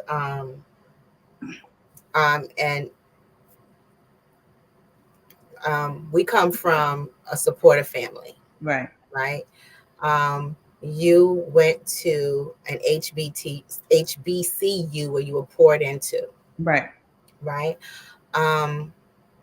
We're still dealing with pockets of society where the schools are underfunded and the students are not getting the support that they need and the resources that they need. And then on top of everything else, important works are being banned. So if these are the students who are already struggling with school systems that are under budgeted, under resourced, and then they're being not encouraged but discouraged from reading important works, it's almost as if they're fostering the ignorance. Yeah, for sure. It's like it's the economy, it's the separation of the classes, where it seems as though the middle class is just dwindling down, and it's kind of like the haves everything and the haves nothing, and that middle section is really becoming more obsolete. So I agree with you. I also I experience the effects on children in schools as a result of COVID. They weren't able to go. They missed almost a year and a half, almost 2 years of, in-person education, and especially elementary school students. Can you imagine being fourth grade and trying to learn math on a computer?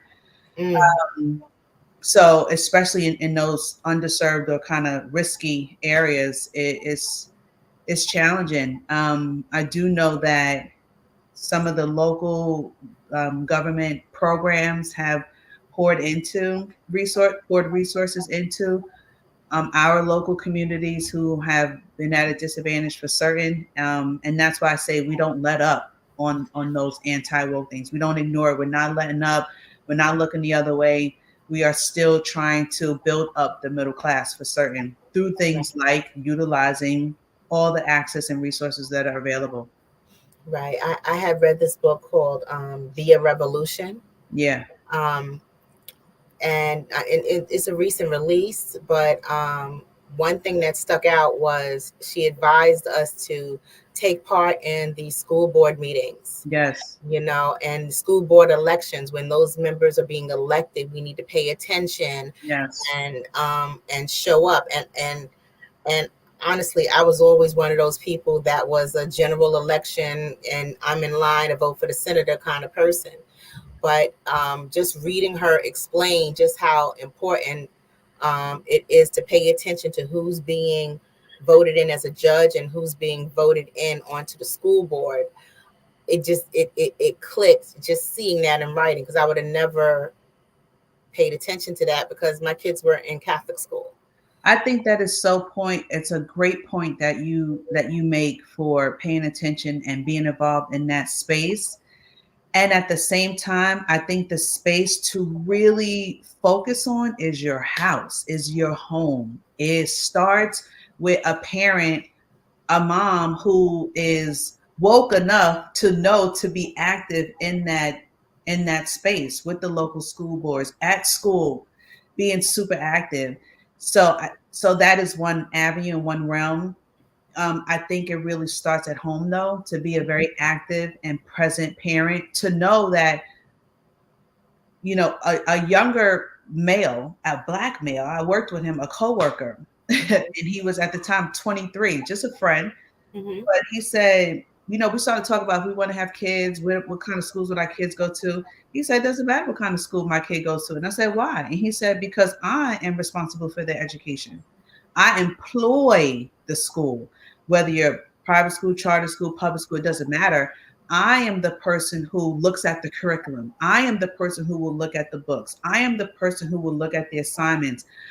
I, along with my trusted network, will look at the content to make sure that they're getting what they need or whatever I determine as a love of education. I don't rely on and expect a school to educate my child. I'm employing you to teach my kid, what they need to be taught. And so that will always stick out for me. And so, yeah, elected school boards and positions, but I really think your presence and your action is at home with your family, with your children, to make sure that they are learning what they need to learn, whatever you decide that is, whatever your definition of education is.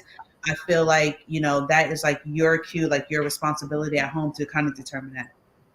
Right. And that's an important point. It's at home, being mindful and being focused on what it is that's your kids are learning, what they need to learn, making sure to supplement that information if you don't see it in the curriculum, and then reaching out to the village, like you said, to further support. And it takes a village to raise a child, but that the education of your children is part of that as well.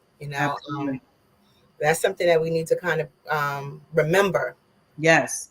So when you talk about the lack of people who are in these main characters in the books, it might not be in the book that's presented in your class, but it certainly is online. It certainly is in your network.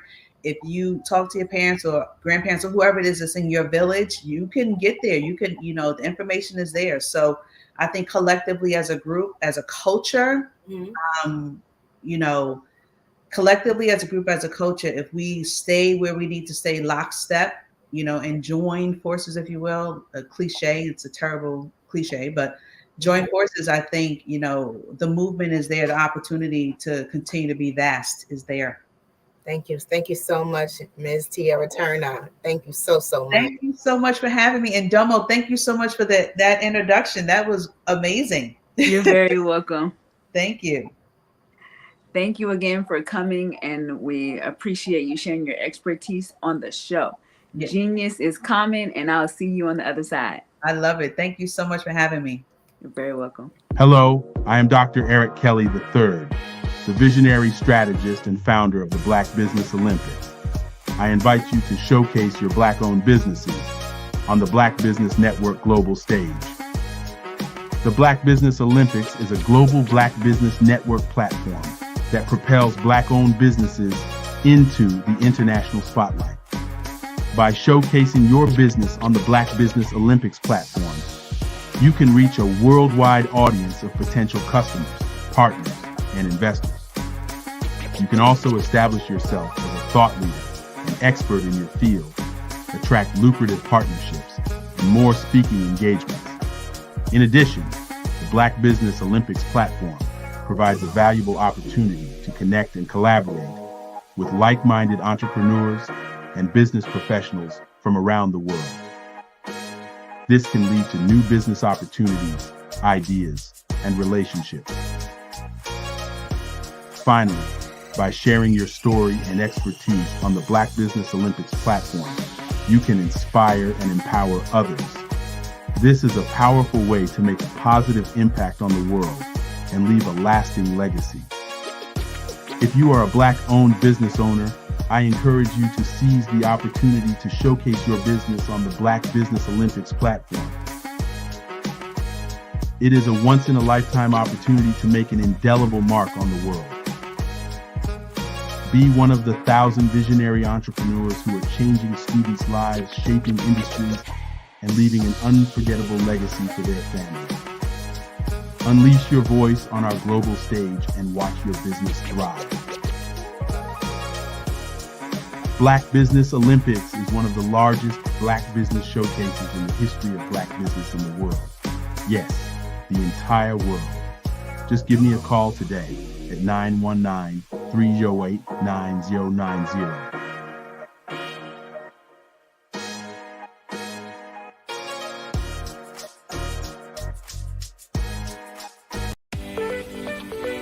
You are in the right place at the right time. The Black Business Network opens again for its Black Business Olympics, a 24/7 broadcast on business, strategies, global branding, social media marketing, finance, advertisement, and much, much more. Featuring the top, most powerful entrepreneurs and speakers and thought leaders from all around the world as they gather together for this phenomenal event. Join the Black Business Network streaming live into the metaverse, STEM City, USA, Black Multiverse, Pod TV, Roku, Hulu, iHeartRadio, Apple TV, YouTube, TikTok, Instagram, Google Podcasts, Facebook, LinkedIn, IBM TV, Spotify, and Twitch. Tune in today and be a part of this amazing movement. The Black Business Olympics welcomes you.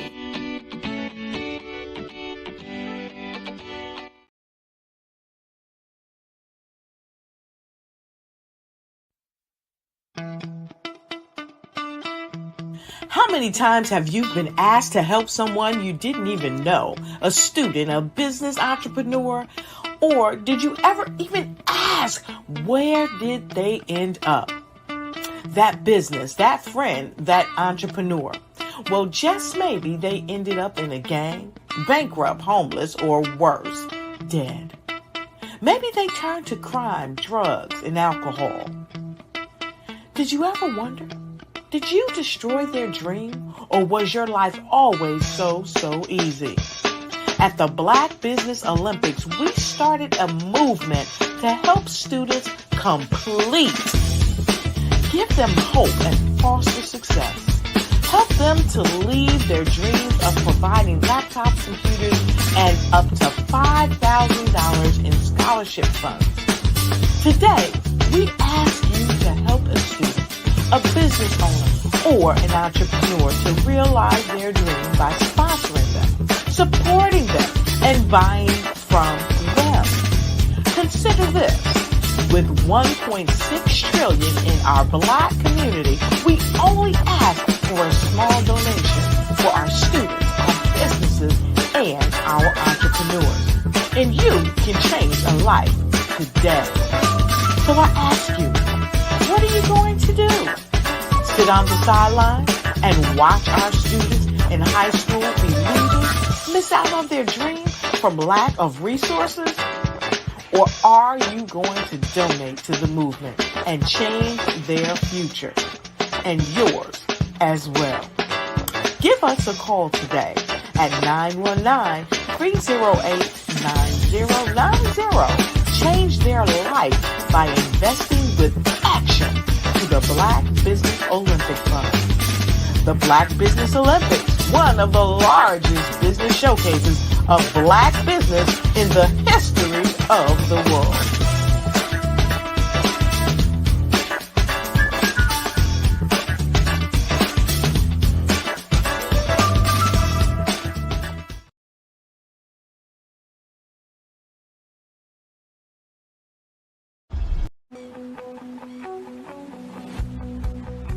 I am Black business. From the moment I wake until the time I sleep. Yes, I am Black business. I am Black business. Tell me, are you Black business? I am Black business. Do you support Black businesses? Listen, I support Black business because I am Black business. Black Business Expo, one of the largest business showcases in the history of Black business in the world. The world. Sign up today at www.blackbusinessexpousa.com or call 919-308-9090. I am Black business.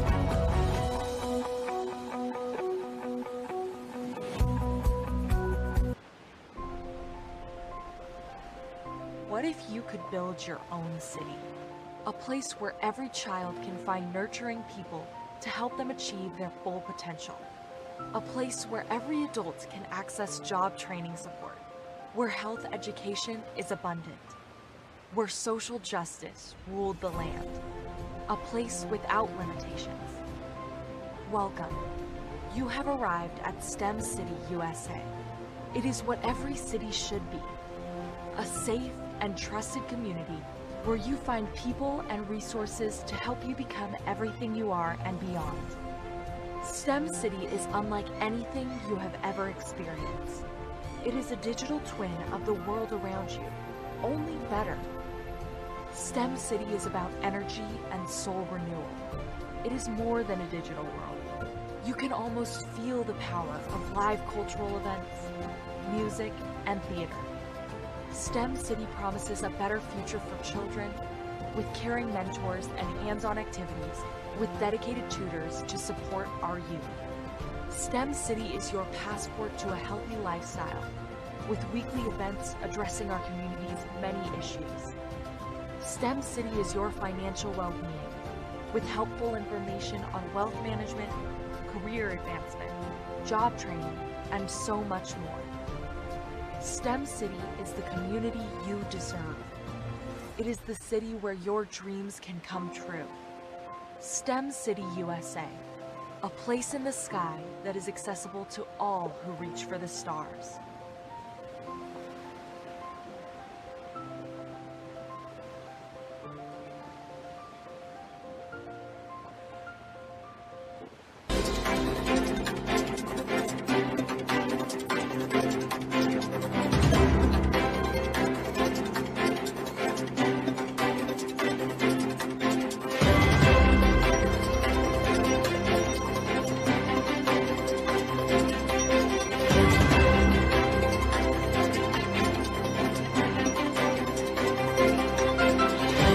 Five-Star BDM, Brand Development Masters, is a professional consulting and advisory group keenly focused on business development services for the small to mid-sized business and entrepreneurs.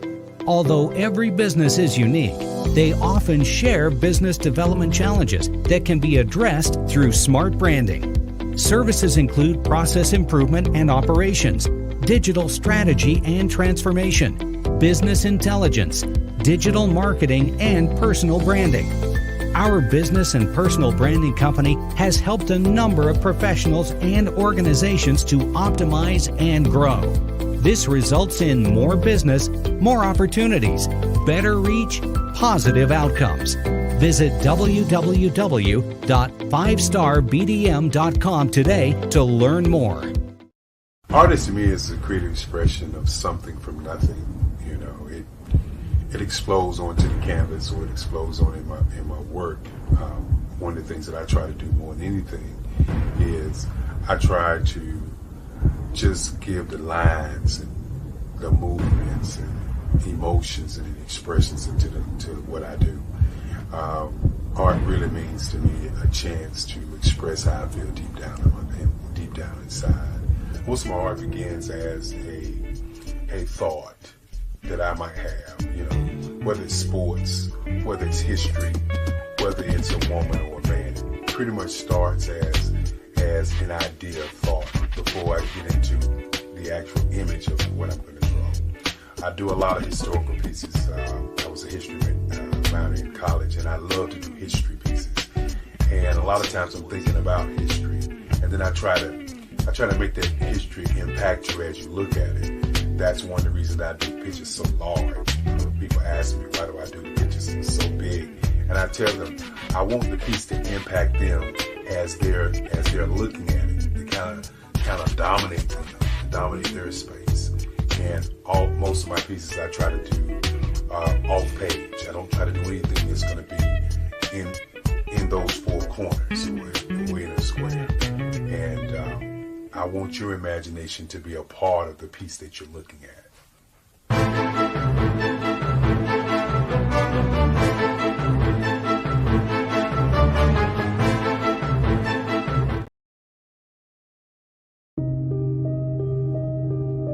The Black Business Expo is changing my life. This year, they are giving away laptops and even $5,000 in cash to students just like me. I'm Alexis, and I want to go to college to fulfill my dream of becoming an entrepreneur. Help the Black Business Expo going to www.blackbusinessexpousa.com and also becoming a vendor, a sponsor, or donating.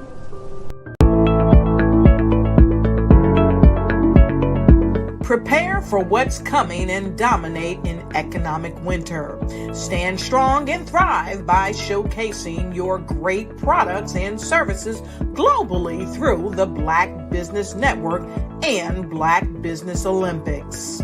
The Black Business Network has showcased over 2,000 companies with over $7 billion in sales each year. Over 10 million attendees have viewed the rebroadcast each month. Through the Black Business Olympics, unique styles of business training and mentoring are turning students into business owners and entrepreneurial warriors who will dominate in any economy.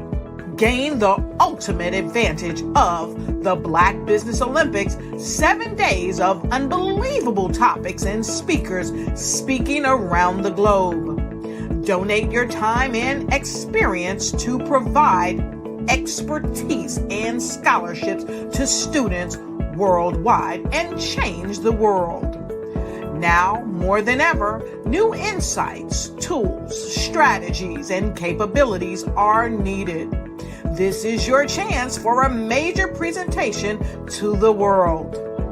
Fill out the form and join the more than 2,000 speakers who have presented to over 200 countries.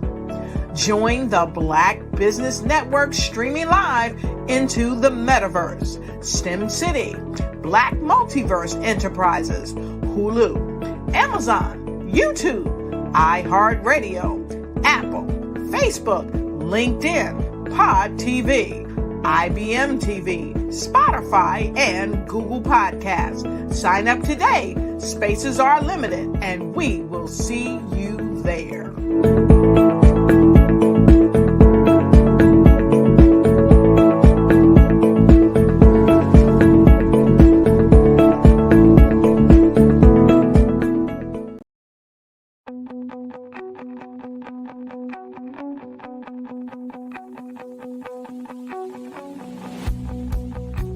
I am Black business. From the moment I wake until the time I sleep. Yes, I am Black business. I am Black business. Tell me, are you Black business? I am Black business. Do you support Black businesses? Listen, I support Black business because I am Black business. Black Business Expo, one of the largest business showcases in the history of Black business in the world. The world! Sign up today at www.blackbusinessexpousa.com or call 919-308-9090. I am Black business.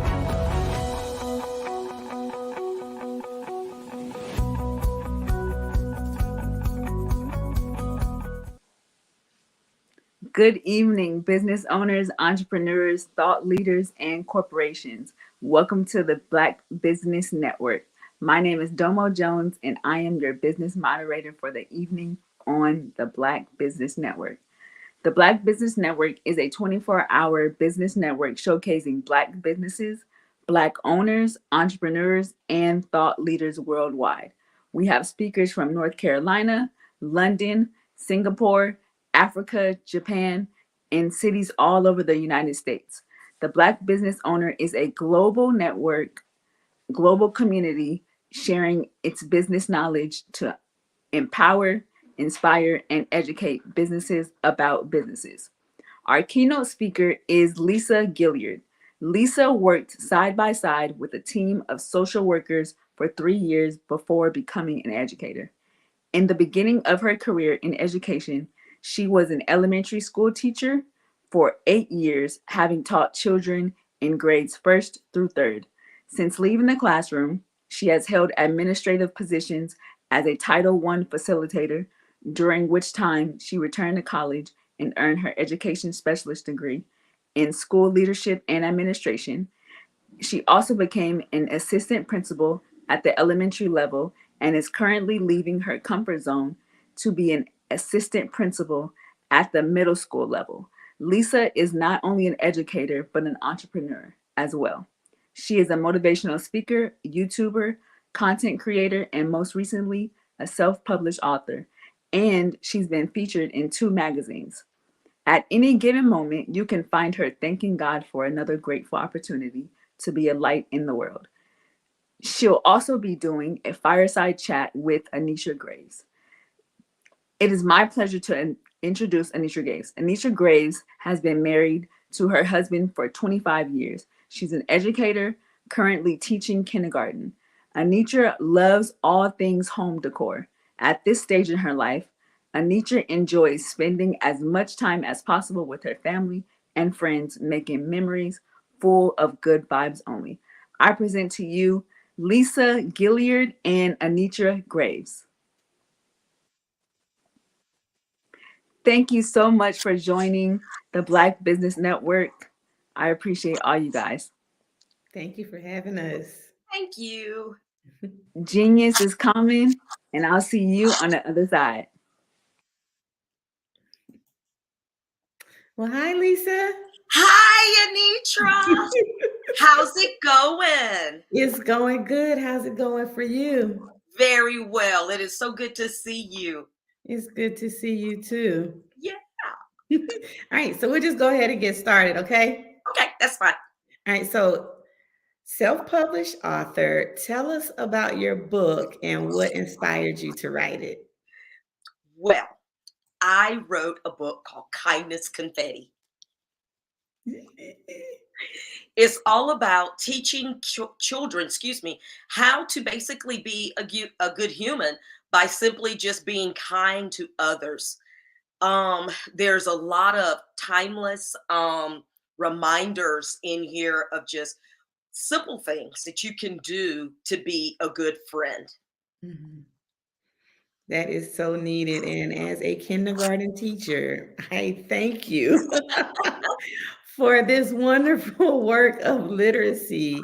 I'm not sure what's been happening, but the students this year, and I can only speak for generally in where I teach and in my demographic area, but the kindness is more of a the me. And so, it's the sense of urgency for me, the focus on their self. So we're really learning about the kindness. We're doing more of the social emotional. And so my students love this book. So thank you. Yay. I'm so glad that they enjoy it because it starts super early, even before children go to school. Daycare, just getting along with another child in daycare, and then when they hit K3 and K4, and then wow, K5, they're in big school, Yes. so it helps, with just catching them at an early age and helping them with their social skills. Mhm. Definitely. So, putting it back on you as the author, though, can you share a bit about your writing process? Would I share a bit about what? I'm sorry. Your writing process. My writing process. Well, it's kind of, I don't know, there's nothing fancy about it or anything. I mean, I don't go like and walk around the yard like 18 times and stuff, or do it backwards or whatever, or do backflips down the driveway or anything like that, or have to have a special meal or anything like that, or wear my lucky socks or anything like that. My ideas tend to come to me as like I'm driving somewhere. Or if I'm in a conversation about something so I feel like I'm self-diagnosed ADHD. So it's like something will pop into my head, from maybe a conversation that I'm having. And I have to immediately say, pause, hold that thought. I've got to write this down real quick, on my phone or whatever, and stuff to keep that idea. I have been sleeping, and have a dream about something or whatever. And as soon as I wake up, I'm like, hey, that was a pretty cool dream.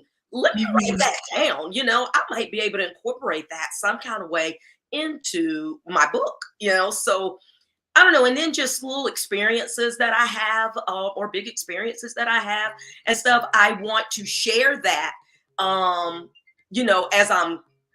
in my next book or whatever. So like I said, I really don't have a special, ritual or anything that I go through. It's just like as it hits me, I try to get it written down as quickly as I can.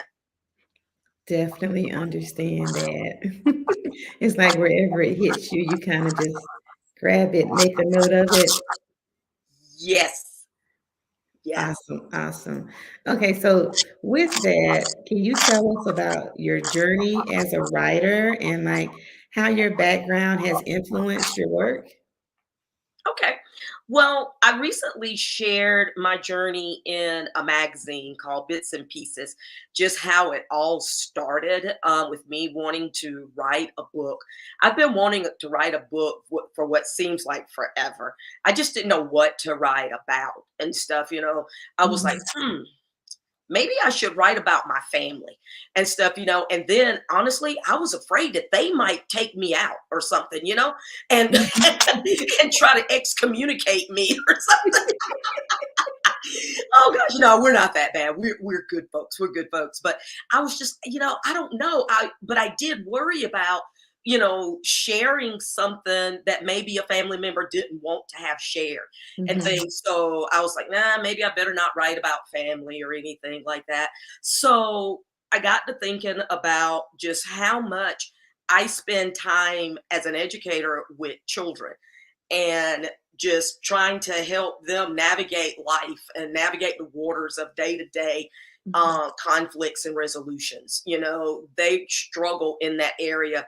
And of course, I don't always like to blame things on COVID, but there are some things that I feel like I have to lay at the lap of COVID, that our babies lost some socialization, during that time. I mean, school got hijacked, early on in, was it 2020? And then, it was kind of unstable for the rest of the school year. And then we came back in for the next school year, just kind of staggering back in, and stuff. And then a lot of our students who truly needed to be in the classroom for that face-to-face, one-on-one type of instruction were the children who chose not to come back face-to-face. They chose to do school online. And I'm not trying to bash online learning by any means. I realize that was, in probably 95% of the cases, that was the best thing for the family, just because of even their job situations and stuff, and maybe they were going to have to be working from home as well. So it was best that everybody just stayed at home, or if there was like an illness or something in the household and they couldn't take that chance of someone getting exposed, and stuff. I mean, I really get that. However, there were some children who truly needed to be there in the school and continuing to develop their social skills. And so some of those kids weren't there to get those social skills. And so to me, it's amazing. Even earlier today, I was just thinking that how we are like 2.5 or so years removed from COVID, but I can still see some of the effects of it, even in my middle schoolers, because I think about how they were probably in 4th grade, or so when all of this was going on, or 3rd grade even, and stuff, so they missed a lot of key stuff, and the biggest piece I feel like is socialization and being around other kids and learning how to solve problems, how to work through conflict resolution. And so I was like, hey, you know what? I'm going to write a book about this. I'm going to teach children how to be kind to each other and stuff, because it seems like that characteristic or that fruit of the spirit just kind of disappeared during COVID, and stuff. And I don't know if it's just that because there was such an unknown where, we didn't know what the outcome was going to be or what it was. But yeah, I blame it. I lay that in the lap of COVID. So I wanted to just write a book on it. Finally came to, hey, I need to write a book, on teaching folks how to be kind, not necessarily even just children, because there can be some adults that are reading the book to their child, and I'm hoping that they will be able to embrace some of the things that I've talked about, in the book as well. And just a quick little sidebar. So I was at a pop-up one time and I was talking to a set of parents about my book. They were buying it for their children. And I remember the dad said, hey, do you have one for the adults? And, I laughed it off and stuff, but in reality, we have some mean and rude adults, that I think could truly benefit in reading Kindness Confetti. But I'll start with the little ones and hopefully instill that into them, and they will know, going on through life what they need to do. I think I kind of got off topic there, with the question, but No, but it was all good. It was all good. It speaks to the background, what the pandemic and everything, and how you felt that this was needed and necessary, especially as such a time as this. Absolutely. And I don't know if you've noticed, but it seems like there's a lot of campaigning around kindness right now. It's social media. It's like, I don't know if it's just because I have a book called Kindness Confetti and maybe I'm more alert to it now or what, but it seems like there's so much stuff in social media, on commercials, just television shows, everything, where they are talking about being kind. T-shirts all over the place, things are advertising to be kind, billboards on the street, about being kind. And so I'm like, yeah, two thumbs up. Yeah, I see it too. It's funny you say that because it reminds me of like when you might get a certain vehicle and it's like all of a sudden every third vehicle you pass is like, That's oh. it. That's it. And you've only seen 4 or 5 prior to you getting yours. But when you get Right. yours, everybody's got one. Right. So thinking about kindness confetti, do you have any literary influences? Did I have any influences? Is that what your question was?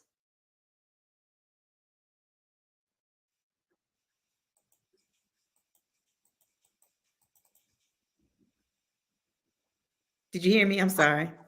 I'm sorry. It's okay. I think we froze or something there. I Okay, think we can you repeat did. that question for me again about influences? No problem. Do you have any literary influences?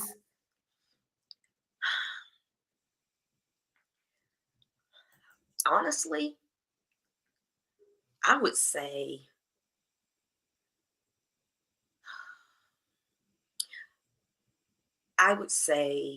Dr. Seuss. Interesting. I know, and I know there's a lot of things out there, surrounding him and his whole backstory and things. But I'm gonna Mhm. tell you, I love his books.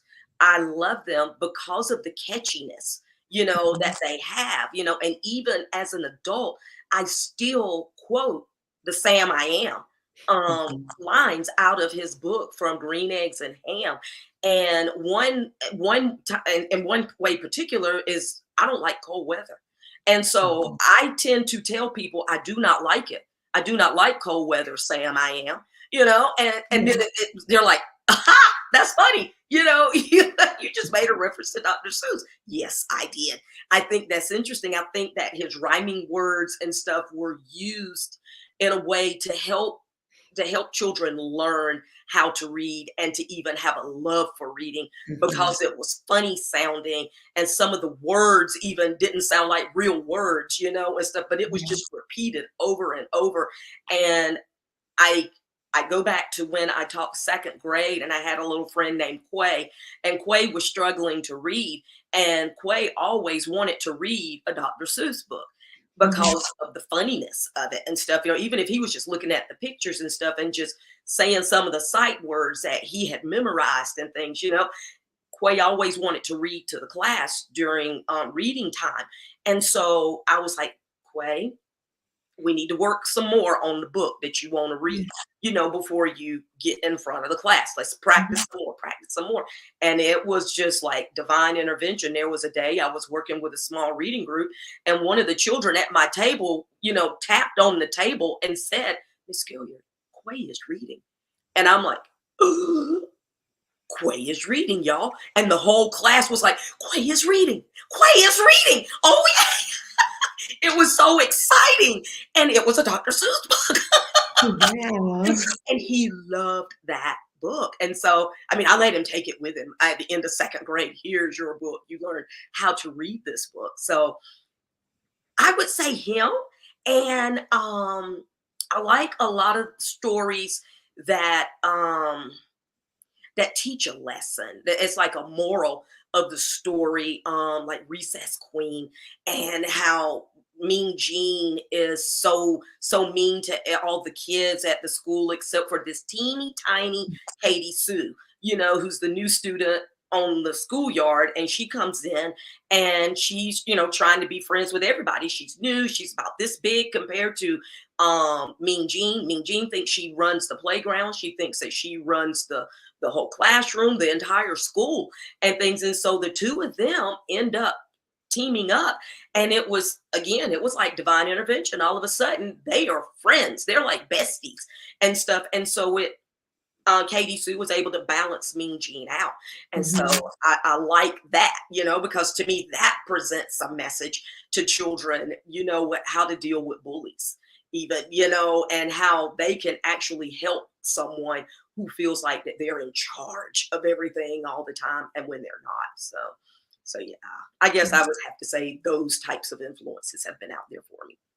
Okay, I love that, and that is a great segue to my next question. So, in what ways do you think that literature can contribute to discussions about social justice and racial equality?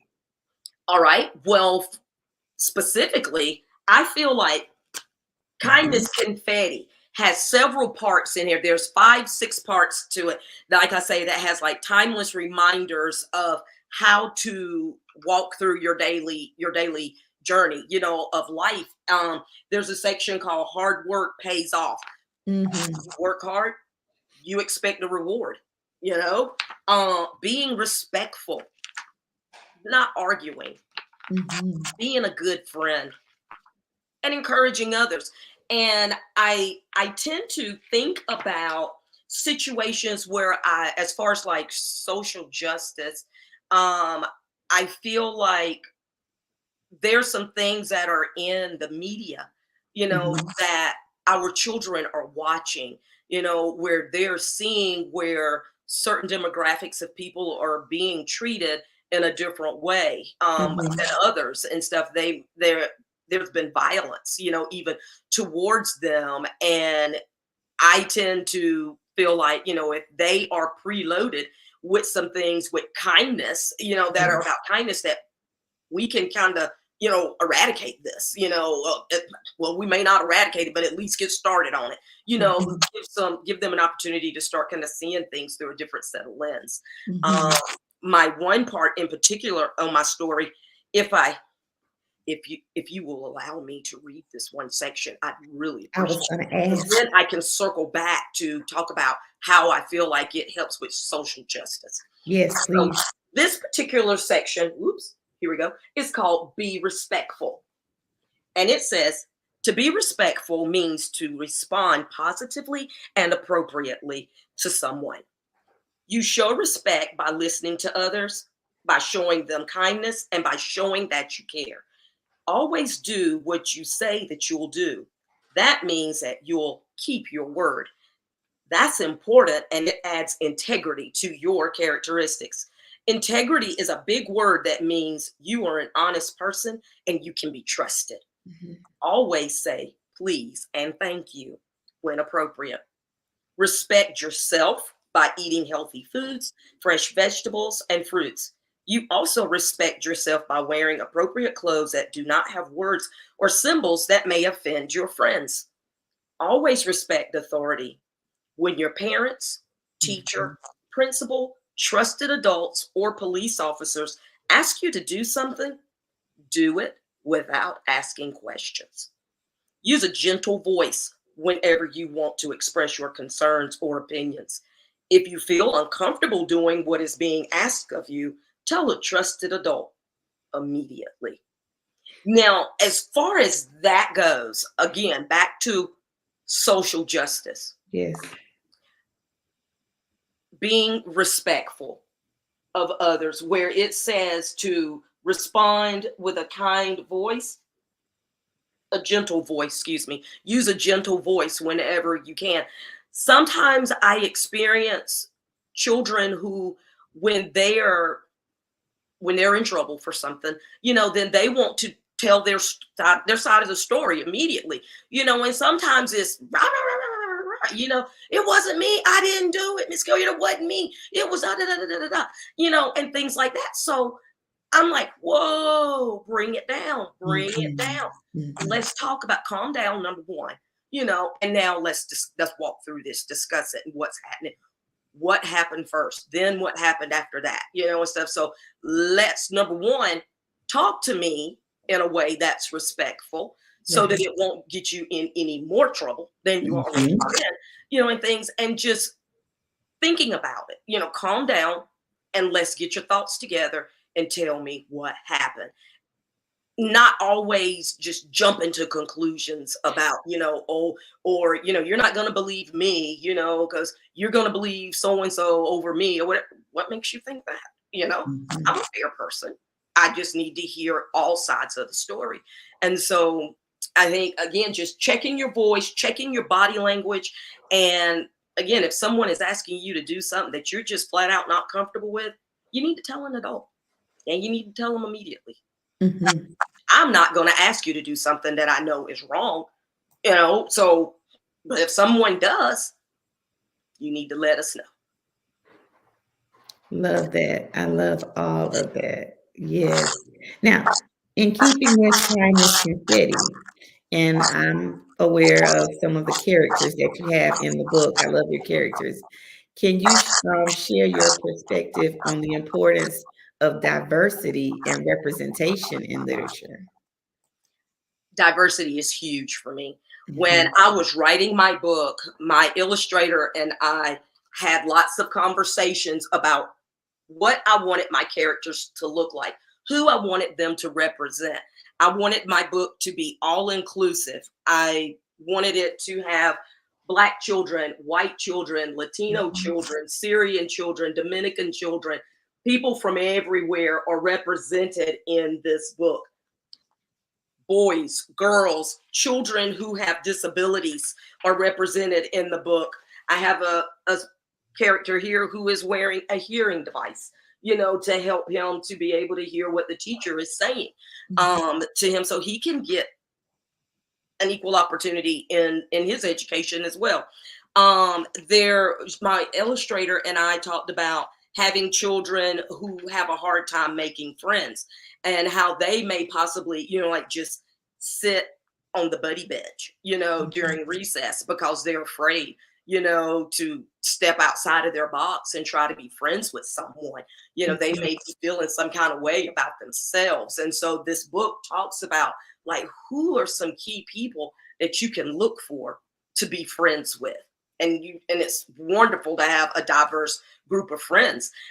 Each section also has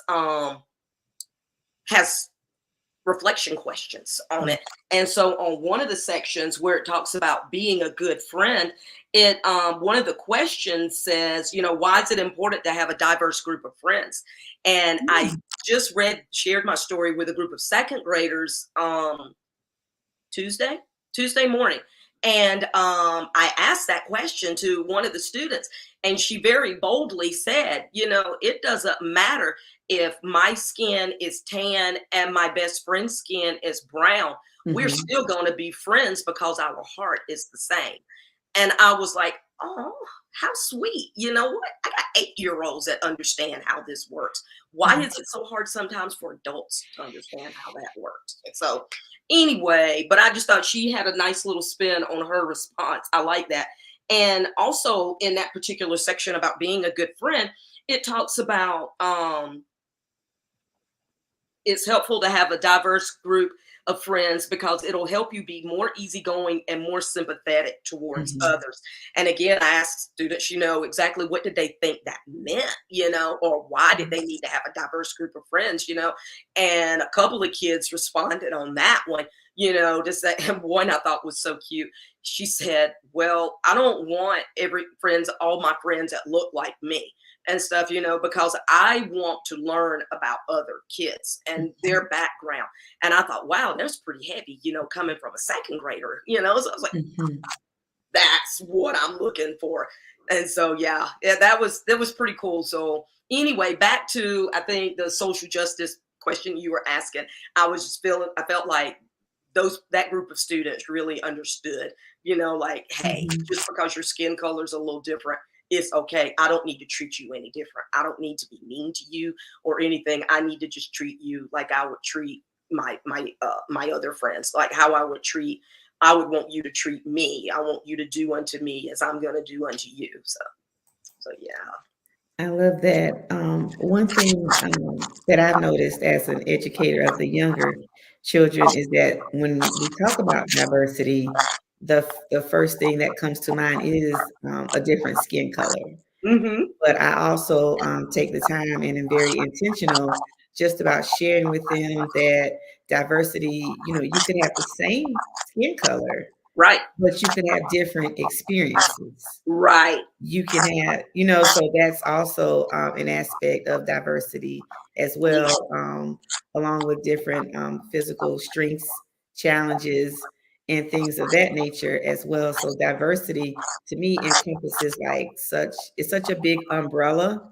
Exactly. In different sections that can come down. Yeah. And then that would also allow us to have a different perspective or insight. You're so right. That even your skin color can be the same and you still have a different backstory. So yeah, different experiences. And so, yeah. Yes, definitely. So what do you hope that the readers of Kindness Confetti take away from your book? Well, my prayer is that they will be encouraged to be kind to others. They will be encouraged to learn from their children who are learning how to be kind to others, for the adults and stuff. So I want folks to take away some, you know what? Maybe I should try that.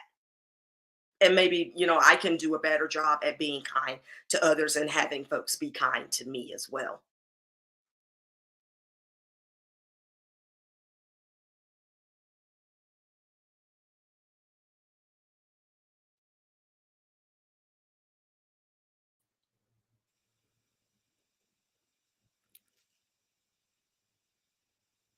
I'm back. Yay! Just checking a little audio there. I do apologize. So did you talk about what you hope readers take away from your book? I did. I Okay. did. Okay. Perfect. Yay! Do you And have any? also, not only just some of the reflection questions, but to gosh, I lost my train of thought. Not just through the reflection questions, but for them to realize, that's really not that hard to do. Just be kind. When I Right. address my students in the mornings at morning assemblies, I always encourage them to empower one another, to empower themselves, and to be the rainbow in somebody's cloud. All it takes is a gentle smile, just a simple smile, because we don't know what people are going through in life as they walk through this journey.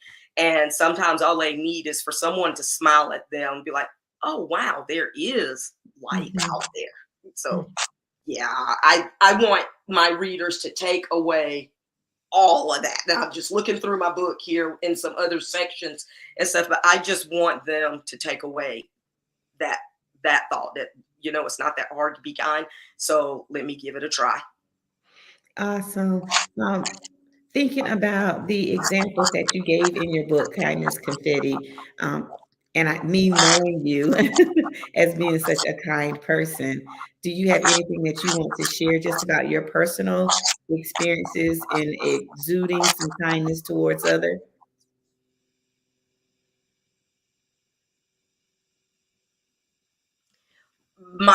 Pretty much my personal experiences have been, just like I said, with working with children and teaching them conflict resolution.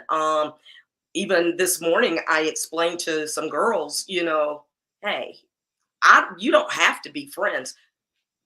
I'm not here at this school to make you be friends with each other. I don't care if you're friends or not. But what you will do is be respectful of each other. You will not let the other person's name come out of your mouth, whether it is you're not directly talking to that person, even if you're talking to someone else. I don't need you to bring that person's name up, because then that person can go right back and tell the other person what was said about them. So you avoid all of that by just keeping the name out of your mouth altogether. Okay, love that. Thinking of kindness, what advice would you give an aspiring African American writer? I believe it's the Nike slogan that says, just do it. Mhm. Come out of your shell and do it. Start writing. Get it on paper. I mean, like I said, for me, I wanted to write about my family, but I was like, maybe that won't work, or whatever. Go to plan B. Find some other things that you might want to write about. What are some things that you like a lot? What is something that's maybe going on in the world today where you feel like you could have a positive contribution to it? I'm all about positivity and inspiration and motivation. And so I wanted to write something that was going to be uplifting to folks, to remind them that, hey, trouble don't last always. There's light at the end of the tunnel. Just keep on keeping on. And like I say, hey, just do it. Just do it. Don't be shy. Just stick your foot in the water and go. Okay. And could you share some insight as to being a self-published author? Like, what would they expect in that road? So being a self-published author for me was quite a task. It was a little challenging early on. I had finally gotten all my words written. My illustrator had gotten all my my illustrations taken place. You know, everything was good. All the words were on the right page with the right illustrations, and everything was great. I needed to get the book copywritten. I needed to get an ISBN and all that stuff for it. So then it was like I ran into the little the little things, you know, that could become big things and hold me up, you know, if I didn't have them in place. And so I had reached out to a publishing company, and I just kept hitting a brick wall, a brick wall, a brick wall, a brick wall. It just was not working for me. And I'm like, okay, got it. You know, I ran into issues with the formatting. I attempted 4 different people, you know, hey, can you format this for me so that it can be printed? And so tried it. It just, again, hitting brick wall right there. Nothing was working. So my school was publishing, or putting together rather, a recipe book. And so I went to the person who was in charge of that, with putting the book together. And I was like, who's printing this? Who's, you know, doing your publishing and all that stuff? And so she told me, and I was like, oh, got it. So I drove straight to that place of business that day after school, and I just unloaded all my stuff there. This is what I have. I want to get it printed, you know, and I keep hitting the brick wall with the format. And so, and I need to get it published and stuff, you know. And so they told me at the company, it was like, well, we can publish it. We can format it, excuse me. We can definitely format it for you, and we can publish it too if you'd like. Okay. What? Yes. Okay, let's do this. So we sat down, pulled up a chair, sat down, and started going through everything, what I wanted it to look like, the size that I wanted the book to be, and everything. You know, I wanted it landscape. I did not want it portrait. I wanted it landscape, not going this way. And so I got boxed in with some other publishing companies with just stuff like that, you know, where I couldn't have it formatted in the way I wanted it to actually open up, the book to open up. Couldn't have this many pictures on the page, couldn't, you know, and it was like, I want my photos on those pages, you know, to make my book be successful. And so anyway, we sat down, and when I tell you, but God, it was a but God moment right there, because when they started looking through my stuff, it was like, yeah, we can do that. Yeah, we can do that. And we can do that too. And what about if we do this? Oh yeah, that works for me. It was a little pricier on the front end, but at the end of the day, when I'm selling my books, I don't have to share my proceeds with a company. And so that was great for me. And so yeah, that was my journey of going through self-publishing. So if anybody else is out there struggling and stuff, you know, self-publish, and it's all good. Got you. And with keeping on the business side of it, you want to share any experiences about your marketing since you are self-published? Marketing is going well. I actually got a contact from you, from a young lady who was able to set up my website, which is absolutely amazing. Go check me out at smilewithme2023.com. 2023 is very important to me because that is when Kindness Confetti was birthed. It came to life in 2023. So that's why I have that in there. But go check us out. Scroll through the website. You can order the book on there. I don't know if you had asked me about that or not, but you can order it on my website. They're $10, and then there's tax and a small shipping and handling fee on there if you order from the website. So yeah, I do a lot of pop-ups. Check the website to see where I'm going to be at. I am also working on getting some marketing together with being in the grocery stores, and it's authors in grocery stores. So I am excited about that. We're just kind of waiting for all of that to be finalized. Well, thank you so much, Miss Lisa, for gracing the stage. I definitely do appreciate it. Can you tell us really quick where they can find you? Yes. Smile with Me 2023 is SMILEWITH2023.com. SmileWithMe2023.com is where you can find me, my book, all kinds of stuff. I also have a YouTube channel that's called Smile With Me, and it's all about positivity and inspiration as well. And Anitra has one too. She has a YouTube channel too, so y'all have to check her out. Thank you. Miss Anitra, can you let us know where they can find you? Yes, my YouTube channel is Be Encouraged with Nitra. So that, and it's all together, no spaces. Be Encouraged with NITRA. Thank you guys so much for coming on and sharing your expertise. And genius is coming, and I'll see you on the other side. Thank you, Donna.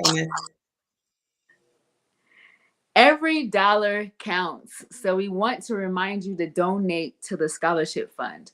We want to thank all our Black Business Expo USA sponsors for February 2024. And they are NC100, Moody Capital Partners, Suede Soul, Lotus Richey Coaching and Training, the Hello LLC, Carolina, Virginia Minority Supplier Development Council, Step Management, Barbara H. Smith LLC, Margie McLean Foundation Incorporated, Genius is Common, 5-Star BDM Media, Earth Essentials, Mullane Shawnee Global, Executive Women's Success Institute, The Quality Coaching Company, Superwoman Business Services, Creative Force Studios, Lee Entertainment, Artistic App Design, and Black Business Expo USA. And as always, genius is coming, and I'll see you on the other side. Hey everyone, it's Grant McGaw, CEO of 5-Star BDM and host of the award-winning Follow the Brand podcast and TV series, where I help you to build a 5-star brand that people will follow.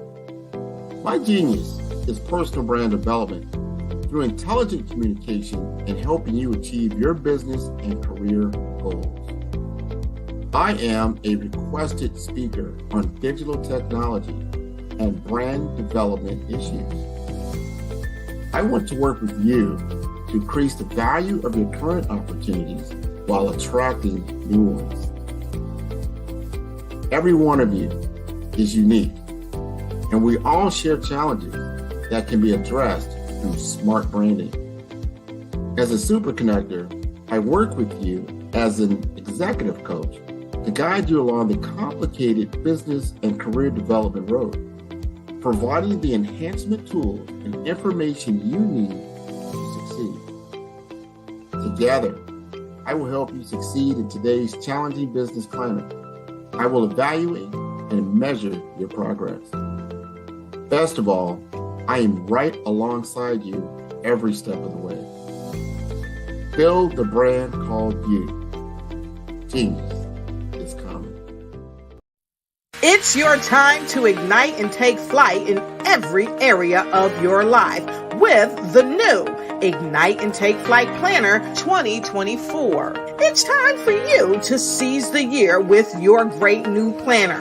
You see, this planner is designed for every entrepreneur to pursue strategic planning that cultivates leadership, accountability, gratitude, and leads to your ultimate success in life and in work.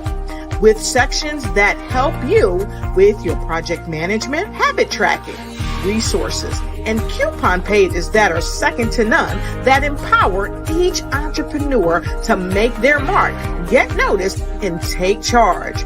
Reach the pinnacle of success like never before through effective planning. So get your Ignite and Take Flight Planner 2024. It's time for you to ignite your future.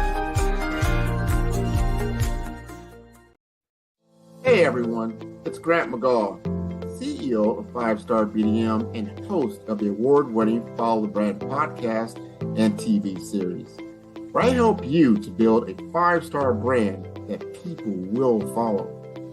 My genius is personal brand development through intelligent communication and helping you achieve your business and career goals. I am a requested speaker on digital technology and brand development issues. I want to work with you to increase the value of your current opportunities while attracting new ones. Every one of you is unique, and we all share challenges that can be addressed through smart branding. As a superconnector, I work with you as an executive coach to guide you along the complicated business and career development road, providing the enhancement tools and information you need to succeed. Together, I will help you succeed in today's challenging business climate. I will evaluate and measure your progress. Best of all, I am right alongside you every step of the way. Build the brand called you. Genius is coming. Phenomenal Tanya T. Wise, who is here from the great state of Maryland. Tanya, welcome and thank you for being with us today. Can you indulge our audience a little bit and tell them just a little bit more about who you are and what it is that you do? Well, I love being able to talk to people and have a magnetic attitude, being able to just show them. So I always like to say, level up is Coach at Tanya T. Wise here. So can you tell our audience, just give them a teaser about what your presentation will be about? So my philosophy is that we should all be living our dream life. So tomorrow I'm going to talk about how you start living your dream life. What are some of the things that you thought about in your childhood that you just kind of let go and dormant? Wow. And I want to reignite that and just give you some pointers and some tips, some tools, some strategies to be able to start living your best life now. And guess what, Rhonda? And leave an inheritance for your legacy. Oh my goodness. Okay, I know that's resonating with a lot of people. I've heard that you have a dynamic coaching program. Can you tell us a little bit more about that? Absolutely. So our coaching program help people that have the lack of time, that lack strategies, and lack the confidence to go after their dream life. So we help them implement tools, we help them implement strategies, as well as give them resources so that they can live their best life now and leave that inheritance. Wow. Oh, I love that. I love the leave the inheritance part. Listen, you are dropping some major nuggets, and I know a lot of what you're saying is resonating with a lot of people, but I think we're all curious, how did you even make this transition into the speaking and coaching arena? What's the story behind this? So I started out in finance, and I realized that a lot of people don't necessarily go after their dream life because of the lack of finances or the education behind finances. But it wasn't until I lost my firstborn, my only son, that life changed for me. And where I was going after it all, living the corporate life, hit my 6-figure income and living in my dream house with my dream man, driving my dream car. I nearly lost it all when I lost my son. And so I realized it only takes one financial catastrophe that can change your entire life. That's what made me start All New Beginnings. Because no matter what's going on in life, there's a new beginning. And because of that, we develop a program called Wise Minded. My little slogan is, don't just dream it, let's live it. If they want to connect with you or work with you, what is the best ways for them to be able to do that? Well, for my social media guru, you can connect with me on every single social media platform as Tanya T. Wise.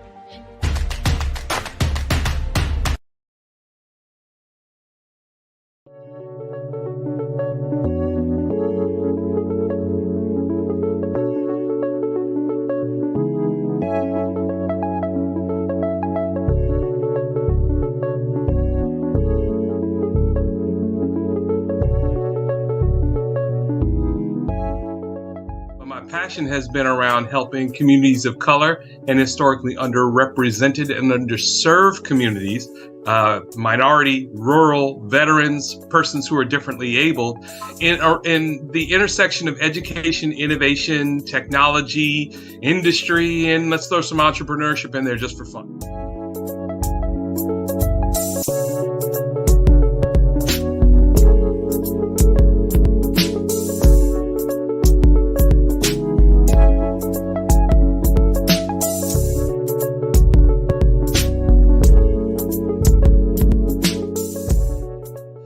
See more around innovation, incubators, accelerators. I love the idea of going from innovation to commercialization.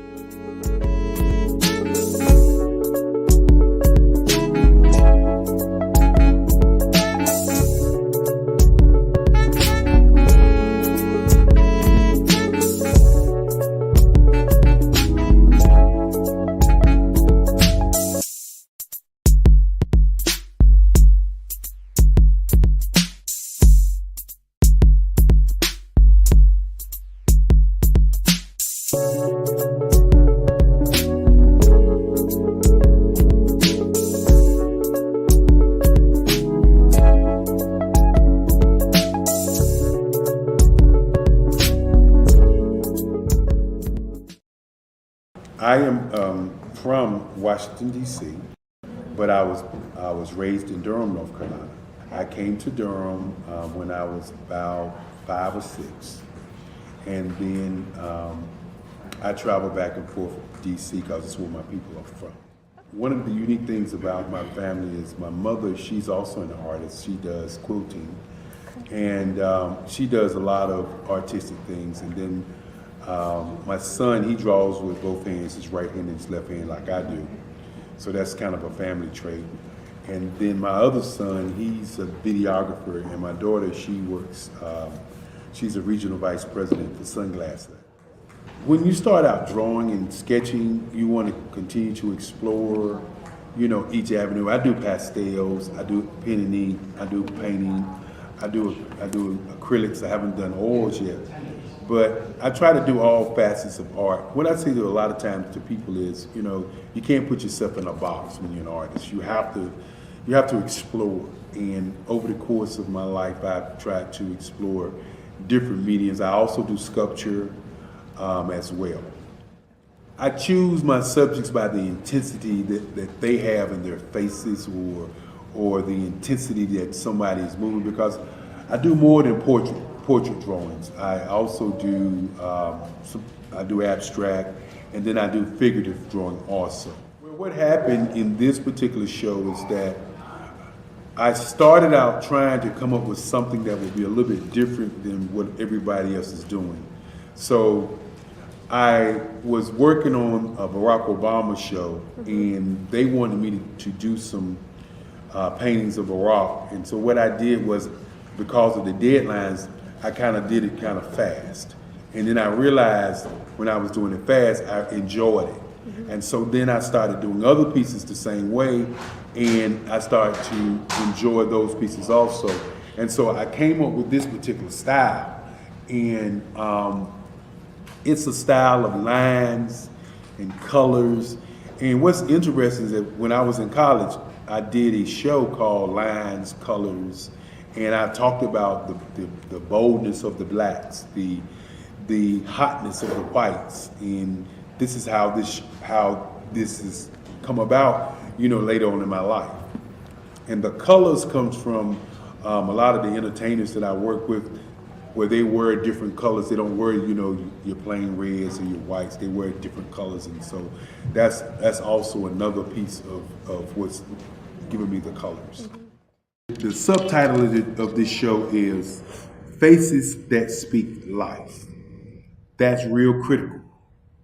Faces that speak life. Each one of these pieces is a life source and a life energy that's being put on display for people that are looking at it.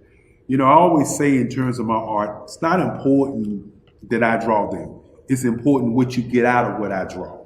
You know, I don't try to just draw it because you like it. People wanted me to do prints. I didn't do prints.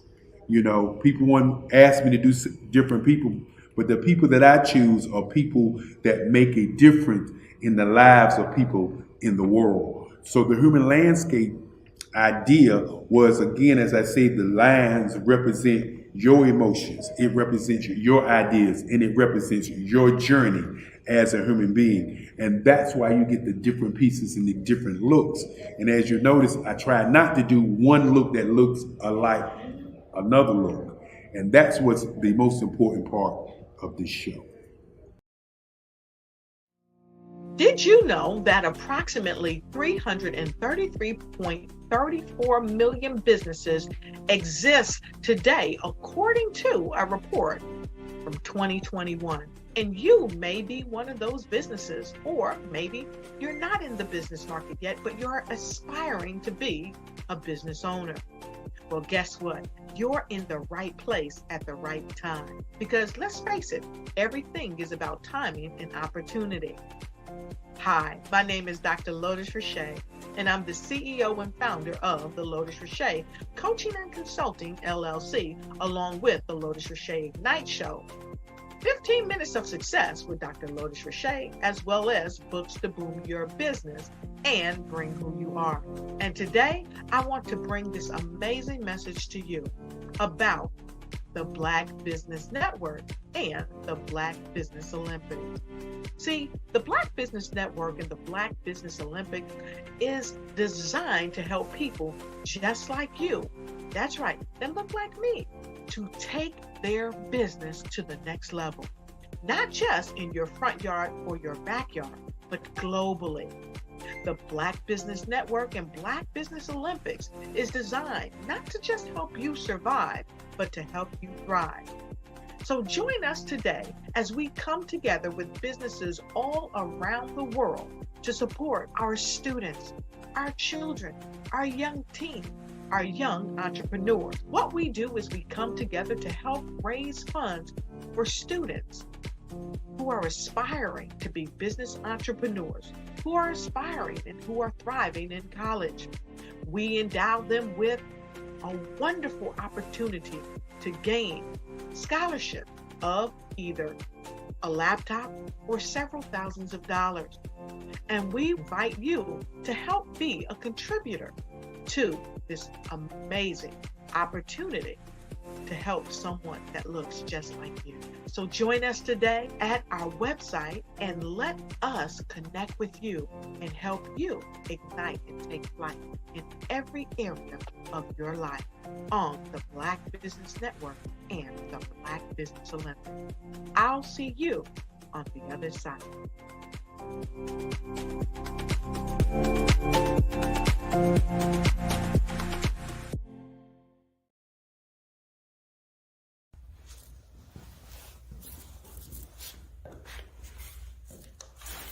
How you doing?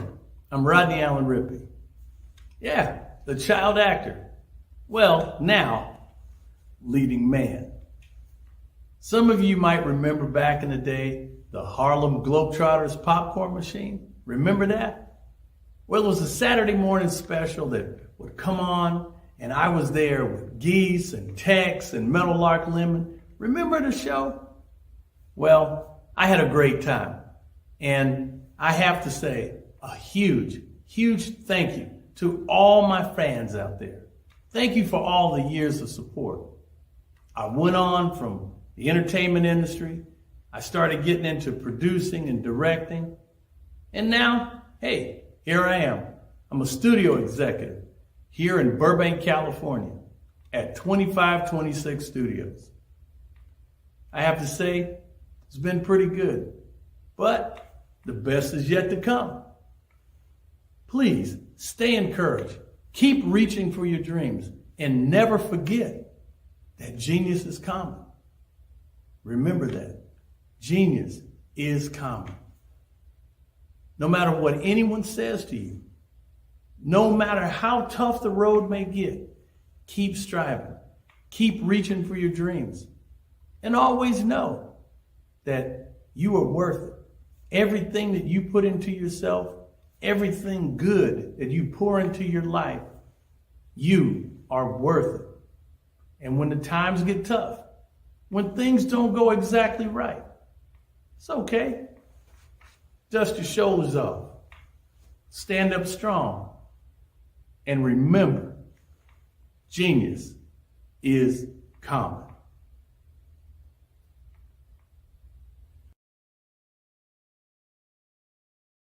I'd like you to imagine with me, if you will, opening an app where you can collaborate with like-minded individuals from around the world, get inspiration and in-app tools to launch and grow your business, as well as share your knowledge and earn compensation, all in one app. Well, the name of that app is Truso, short for Truly Social. Hi, I'm Matthew Newman, the founder and CEO of Truso. A new concept in social media, Truso is designed from the ground up to be a platform that's both social and empowering for all its users. How exactly do we do that? I'm glad you asked. First, Truso brings the world together via video. Psychologists assert that video provides a significantly more effective connection than audio only. When you enter a community on Truso, you're face to face. Second, on Truso, you don't have to have 1 million followers to monetize. Our business model allows all hosts and moderators to monetize, no matter the size of your following, by 1, producing fee-based content, and 2, inviting others to join the platform as subscribers. Even more, Truso has an in-app resource library with over 100 free resources, forms, and documents to help you build your brand and grow your business. Third, Truso is inclusive. The deaf and hard of hearing communities make up 360 million people worldwide. Unlike audio-only apps, Truso embraces this community, providing a networking platform that allows them to participate via video and closed captioning. We even have a deaf and hard of hearing foundation in the works as well. Fourth, Truso is both social and safe. We refer to Truso as a virtual extension of the beauty shop, barbershop, and brainchild of the community. A place where there's laughter, along with wisdom, growth-oriented conversation, and genuine connections in a safe space. Truso even has proprietary security to ensure we maintain a safe environment for everyone. Where are we at now? Truso is live, y'all. We've launched in beta and we're acquiring users daily. We have an incredible development and marketing team, plus amazing celebrity influencers at the table, helping us spread the word around the globe, beginning within the African diaspora and beyond by creating a safe space for growth, connection, and collaboration. We're truly excited about Truso. We've created something special for which there is a global market. And we invite you to embark on this journey with us as a shareholder. The future for Truso is truly bright. Join us and let's go there together.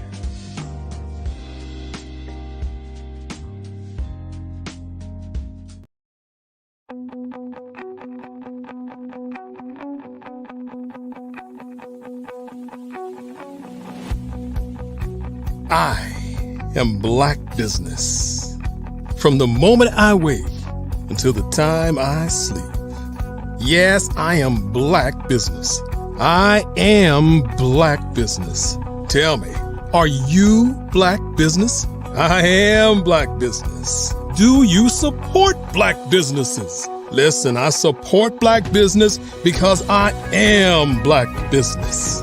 Black Business Expo, one of the largest business showcases in the history of Black business in the world. The world! Sign up today at www.blackbusinessexpousa.com or call 919-308-9090. I am Black business.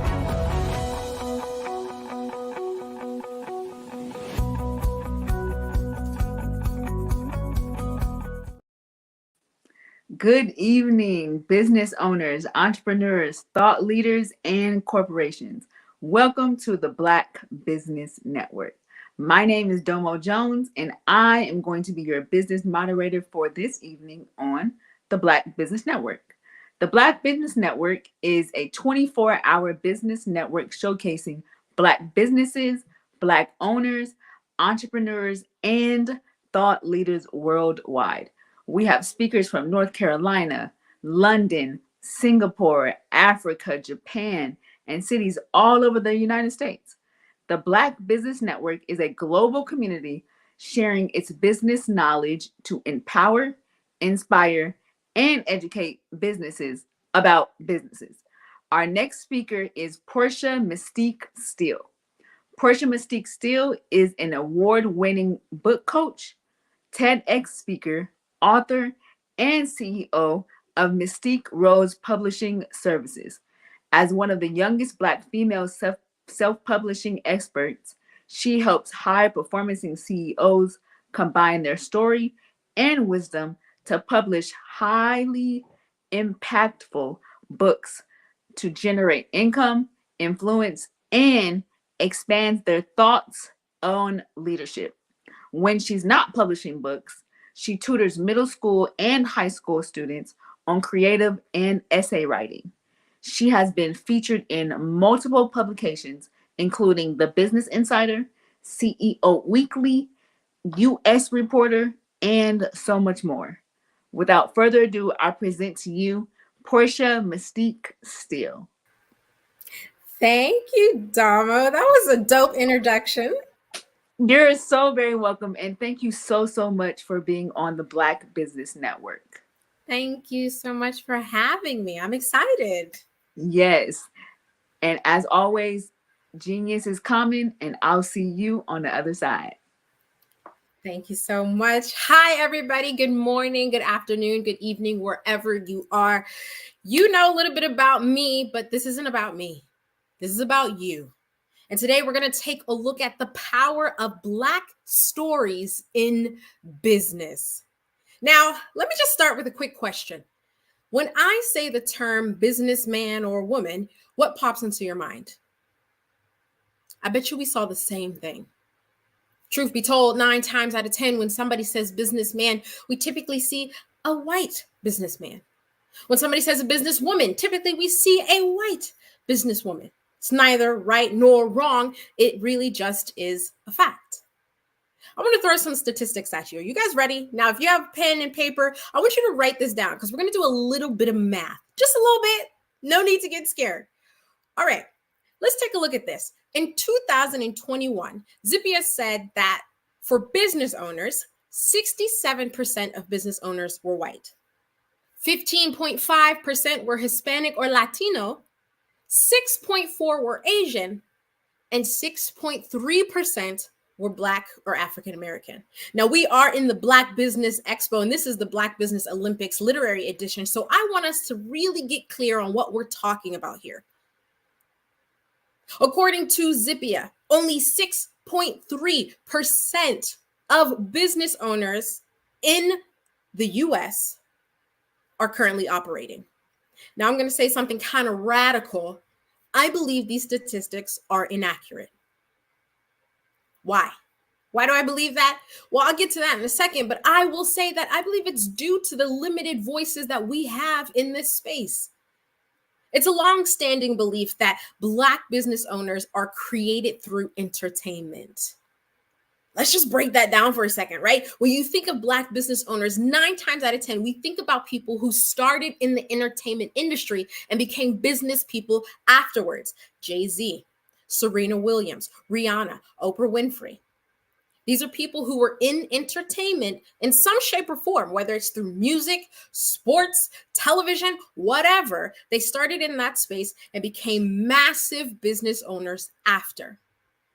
And that's what many people believe, of all races throughout the world. But we usually know that to not be true. I mean, Madam C.J. Walker, Damon Johnson. And yet somehow mainstream refuses to acknowledge that truth, that Black business owners are not always created out of entertainment.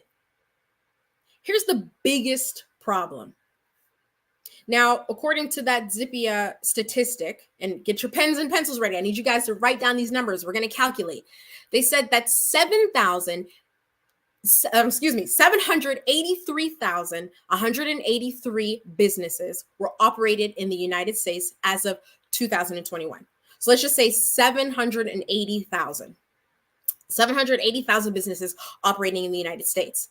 Now remember, 6.3% are Black owned. So if we do a little math, that means that out of that 780,000, only 49,340 business owners are operated or majorly operated by Black owners. Let's do that percentage one more time. 780,000 businesses, 49,000 are Black. However, if you research that figure as a standalone number, if you just went to Google or any research or statistic place or platform, and you say how many businesses are owned by Black people, Black Americans, you're going to get a number anywhere between 140,000 and 170,000. And that's for 2021. So going back to that Zippia statistic, they are claiming that only 49,000 Black business owners are currently active. But if you search it as a standalone comment, you get 140,000. That's 100,000 people not calculated for. 100,000 Black business owners not being taken into account. So why the huge jump? Now, I believe that, yeah, we could blame the inaccuracies in data collection. I mean, at the end of the day, it really isn't an exact science. But I think outside of the inaccuracies in data collection, the issue really isn't how the data is collected, but from whom. In that pool of 780,000 business owners, it is highly likely that our voices were simply not loud enough. And despite what many people say, and you may not be happy with what I'm about to say, we are the ones stifling our own voices. We are bearing our own stories. I'm gonna give you some more statistics, right? I hope you're following me. If you're watching this live, go ahead, drop it in the comments for wherever you are watching this. Let me know that you are following me. Let's jump into another statistic. In 2020, right after the pandemic, there were 10,700 Black authors published publicly. 10,700 Black authors. Now, only a small percentage of that were authors who wrote business books, right? Those books that help us with business development, they help us with financial stability, they help us with mindset stuff. Out of those 10,700, only a small percentage, less than 3%, wrote business books. Ladies and gentlemen, that is a problem. Now, you see, our stories, yours, mine, and every other entrepreneur that you know of, our stories and our expertise is the key to educating and inspiring business leaders and entrepreneurs of future generations. I'm going to say that one more time. If you haven't written this down, do that. Our stories here and our expertise here is the key to educating and inspiring business leaders and entrepreneurs of future generations. And yet, we don't share them. We have all of these stories about how we got to be where we are in our businesses. We have all of this expertise and knowledge that we have collected from the industries that we are in, and yet we don't share them. Well, in today's conversation, I'm going to break down two things for you. Number one, I'm going to talk about what happens when Black leaders actually share their stories in business. And number two, I'm going to share how you can craft your story and use it in business in only 4 simple steps. So let's start with that first one, right? What happens when Black leaders share their stories in business? Now, as I mentioned, in that 10,700 pool of Black authors who published their books publicly, only a small percentage wrote business books. So if I told you to think right now, go ahead, just close your eyes and think, who do you know that's a Black business owner that wrote a book that was globally impactful? Go ahead, I'll give you a second. Drop it in the chat if you want to. Write it down in your notebook or just say it out loud. Who do you know that is a Black business owner that wrote a globally impactful business book? We could probably count them on our fingers. But what I did was I chose 3 that had true impact. And I'm going to start with Chris Gardner. Now, many of you know Chris Gardner the same way I found out about him, which wasn't through a book. It was through a movie, The Pursuit of Happiness. Now, The Pursuit of Happiness was actually a book, and it was one of the most profound stories of our generation about resilience and triumph. We all know it.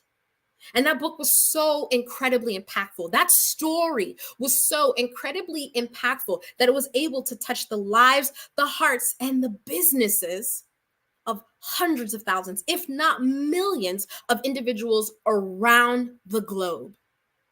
Talk about impact. Can you imagine what that would be like if you were in that position?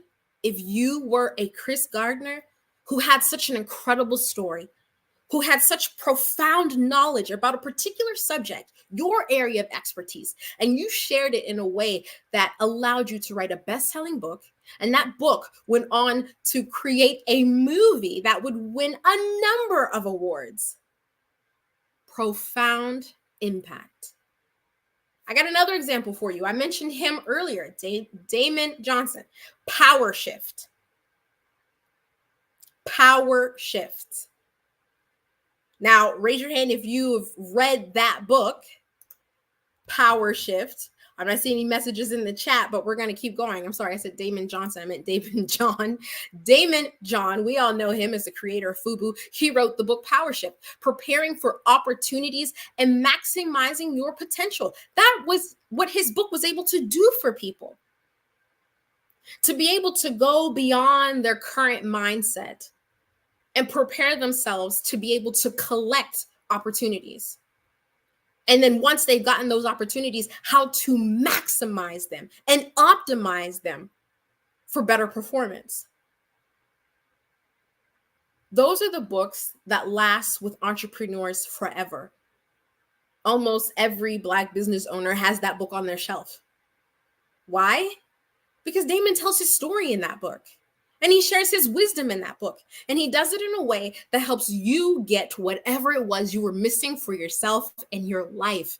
And then he makes it real for you. That is powerful impact. What about Rachel Rodgers? I guarantee so many of you were like, yep, definitely Rachel Rodgers when I told you to think of an author. We should all be millionaires. We should all be millionaires was on the New York Times bestselling list for I honestly don't know how many weeks, right? But it is a really profound, powerful, and impactful book.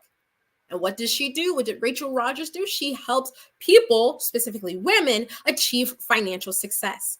The way she talks about money in that book really gave us the ability to see that, wow, financial stability, financial security really is within reach. Right? I see in the chat, somebody said the color purple. That's another one, but that's not business. We're talking about business books, right? So yeah, we should all be millionaires, Power Shift, and The Pursuit of Happiness. These are all powerful books that left a true mark on the world. And not even just Black business owners, but the world as a whole. So what makes them different from the several other Black authors who wrote books? I mean, we know of many. What is the difference? Now we could say, oh, well, they have the platform, you know? They're already famous when they wrote their books, but not everybody. But the thing that they did that really sets them apart was that they didn't just fill their books with pages or fill the pages of their books with a bunch of tips and how to fill a check, how to, I don't know, invest in property, how to get into real estate. Just every single page is just tips and how-tos. That is a textbook, and textbooks can be boring. So instead of giving you a textbook, they did something much more powerful. They combined their story and they combined their wisdom, and they delivered a 1-2 punch of impact. And that's exactly what you need to do. Deliver a 1-2 punch of impact. You need that story and you need that wisdom, and they must go together. Now, that is the importance of having amazing, incredible Black books for us, for our business owners, our entrepreneurs, and the future generation yet to come. Now, let's get into how you can craft your story and how to use it in your business. Because I don't want you to think that this is unattainable just because you have incredible people like Damon John and Rachel Rogers. It doesn't matter. Their platforms are really great, but you still have access to the same level of impact that they generated. You can do that for you and your audience. It is not unattainable. And I'm going to walk you through how to do that. Now, as I mentioned to you, I have 4 steps on how you can craft your story and use your book in your business. Now, let's talk about the story. Your story is your business's greatest asset. I'm going to say that again. If you haven't written it down, write that down. Your story is your business's greatest asset. Why? Because only you have it. It is the most unique thing about you and your business. No one has your story. No one has experienced life the way you've experienced life. No one has met the exact same people that got you to where you are.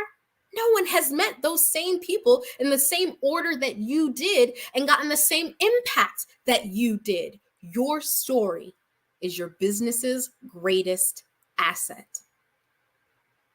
Mine included. So as I stand here right now, I am in Southern California, but for the last 4 years, I've been living in Nigeria.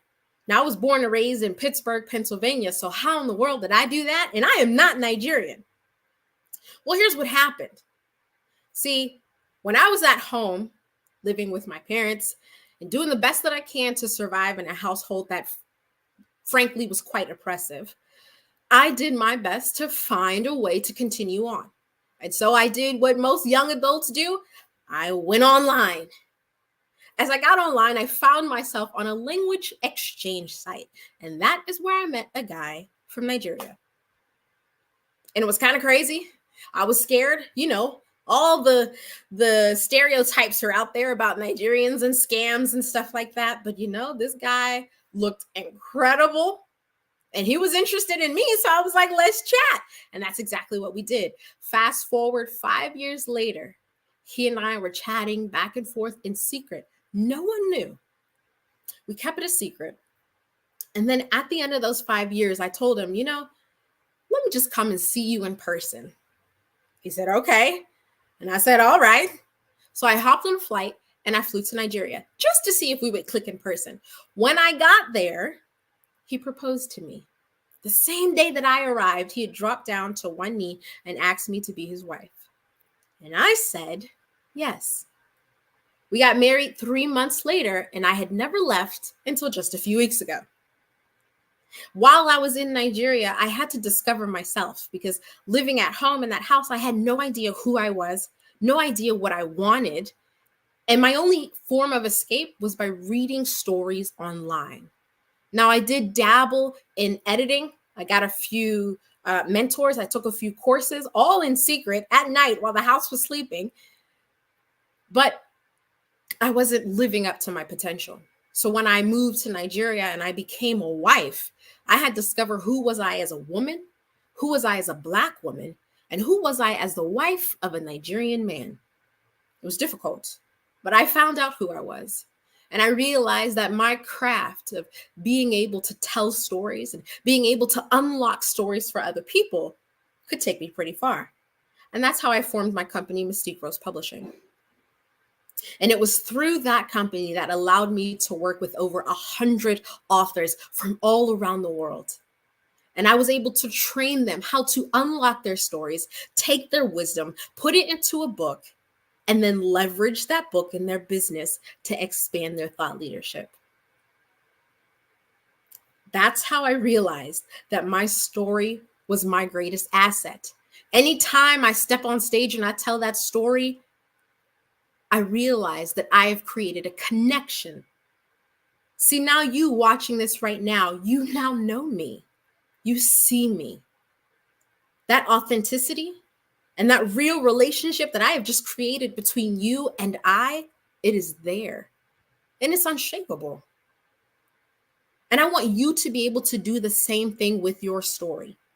Using your story and using your expertise, I want you to create that unshakable relationship between you and whoever you meet, whether you meet in person or virtually like we're meeting right now.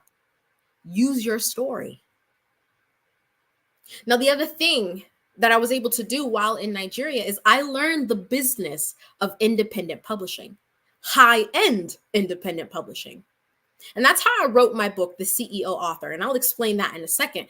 But upon release of that book, I was able to earn $30,000 in revenue from that one book. Sounds crazy, I know, but I'm going to explain exactly how I did that and how you can do the same thing. But that $30,000 in revenue also translated into hundreds of lives being impacted by the book that I wrote, all because I did the same thing that people like Rachel Rogers, Chris Gardner, and Damon John did in their book, combining your story and your wisdom. So let's go through those 4 steps. I'm going to walk you through those 4 steps to how you can craft your story and use it in your business. And then I'm going to quickly end with how to earn $30,000 in revenue with your book, whether you've published it already or not. Wherever you are in your journey as an author, understand that it is okay. You're exactly where you should be. You're just going to use the information that I'm about to give you to move the needle. Step number 1, understand your audience. The funny thing is, people write books thinking it is about them and only them. Well, the fact of the matter is, whether you like it or not, your book is never about you. Even if you share your story, it's not about what you get out of it. If you're writing your book for yourself, guess what? You've already lost the game. You are writing for your audience. So you have to understand them. So I want you to ask a very simple question. Write this down. What is their problem? The world's most impactful books are simply solutions to the problems that people have. One more time. The world's most impactful books are simply solutions to the problems that people have. If you can get clear on what that problem is, you'll be able to touch the reader right where they need you to. You'll be able to reach them exactly where they need to be reached. So what is their problem? What is it that they're struggling with? And you want to make sure that that problem is potent, present, and painful. The 3 Ps are absolutely essential. If you can make sure that the problem is potent, present, and painful, you'll be able to address that and give them exactly what they need. So that's step number 1. Understand your audience. What is their problem? Step number 2, think of a personal story that you have where you experienced a problem that's similar to theirs. So when we talk about writing a book and sharing your story has to have a purpose. Or as Les Brown says it, every story has a point and every point has a story. You need to make sure that your story has a point. Why are you sharing this? Well, the best way to know that is to say, does this story speak to the problem that my readers are having? So I'm sure that in your area of expertise, then the people that you are helping, you've probably experienced something similar to what they have experienced, right? So find that story. Go back, do what you got to do. Go through the journals that you wrote, go through the pictures and the text messages, dig through your life and find that story that speaks to the problems that your readers are having. That's step 2. Step 3, present the solution. When you know what your readers are dealing with, when that problem is clear as day for you, remember, you're the expert. You have the solution to that problem. Your job is to present it to them. Give them the solution that they're looking for. Solve that problem for them. So how do you do that? One of the easiest ways to present a solution is by creating a framework. It's always easy because your readers will be able to follow it without a problem. For example, I just told you the 3 Ps, the 3P problem: painful, present, and potent. That is a framework that I can use to help my readers who are struggling with finding problems, right? So you can create a framework out of the knowledge that you have and present it to your readers. I love frameworks, whether they're alliterative, like the 3 Ps, or maybe they're an acronym. I worked with a client, their acronym was NAILS. She's a nail technician, and she wrote a book about how to start a nail business for private or individual nail technicians. And she used the acronym NAILS, NAILS. My TEDx coach, Elaine Powell, she uses the THINK methodology. It is a framework that she uses to help people get inside their heads, get out of their heads, get into the heads of their audience and really speak to them. That THINK methodology is something that is easy for her clients, including me, to remember. So create your framework and present the solution. And then number 4, combine them both in the book. You have your personal story that speaks to the problems that your readers have. You have the solution, right? The solution is your area of expertise. You have that framework. Put them together in a book, and you get that 1-2 punch of impact. Your readers are going to have everything they need to do 3 things. Number 1, understand the knowledge that you are giving them. Number 2, have that knowledge stick with them. And number 3, see you as the go-to expert. Boom. Talk about growing your business. When people can really see your expertise in action, you are always and forever credible to them. They are never going to question your expertise because you've proven to them that you truly are an expert. And that's what the book is all about.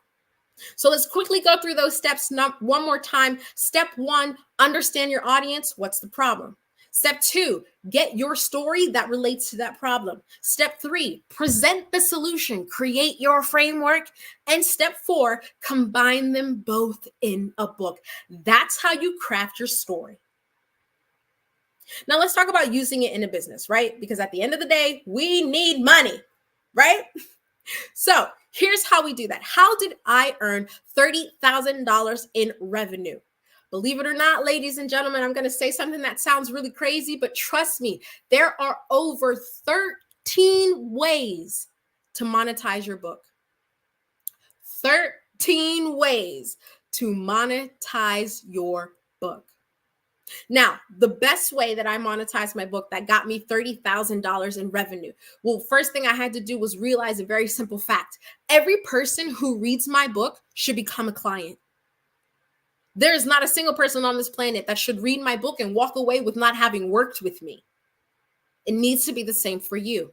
If you write a book for your business, every person who reads your book should become a client. They should work with you in one capacity or another.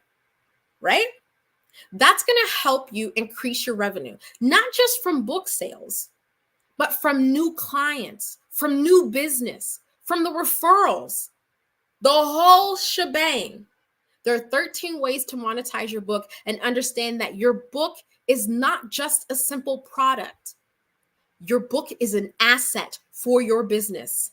You need to use it as such, whether you use it as a part of your funnel, or you use it inside of your programs. For those of you who are coaches, your book should be required reading for your programs. Make it mandatory. It is essential. And that's exactly what I did. I launched my book with a summit. Yeah, that's right. I turned my book, The CEO Author, into a summit. Now, that summit was a virtual summit, and it was free with the upsell for VIP. But the people who joined that summit, they bought my book. I sold 70 books that day, and I got 5 clients. Each client was priced at anywhere between $2,000 to $10,000. $30,000 in revenue in that one day. I want you to be able to do the same thing. Now, I'm going to wrap it up here. I think I'm reaching the end of my time. I'm not sure, actually. folks. How do I know? Anyways, we're just going to keep it going. I'm going to tell you a little bit more about how you can learn more about how to write your book, how to leverage your book, get it out there into the world. You want to go ahead and get your copy of the CEO Author, the Business Owner's Guide to Expanding Your Thought Leadership with the Book. I wrote this book and I published it on May 6th, my mama's birthday, and I released it on August 19th. By September 19th, I had reached my $30,000 in revenue, and it has gone way beyond that as I continue to speak on stages using this book to make sure that my event organizers buy copies of it, giving it out, doing the whole shebang, podcasting, everything. You got to do it all. You have to do it all. Right? So get your copy of the CEO Author. You can just go ahead and Google it, or you could Google my name. You see it on the screen right here to get your copy. Now, understand this. Inside this book, there are 11 chapters. At the end of each chapter, there are action steps. So as you pick up this book and you read it, I want you to work in it. Work with it. This isn't just information for you to take and go on your merry way. I want you to receive this information, begin to work on it so you can apply it into your life. And most importantly, into your business. Because remember, at the end of the day, you need to leverage your book in your business. So 11 chapters. It is a quick read. It's only 100 pages. And I made sure that it gave you everything you needed, from how to understand the big promise, which you'll understand what that is when you read, how to understand who you are as an author, how to use your book to get on stages, and how to actually write the book. I know writing the book is quite difficult for some people. Just take a breath. It's okay. Get your copy of this book, The CEO Author, The Business Owner's Guide to Expanding Your Thought Leadership with the Book, and see in I believe it's chapter 10.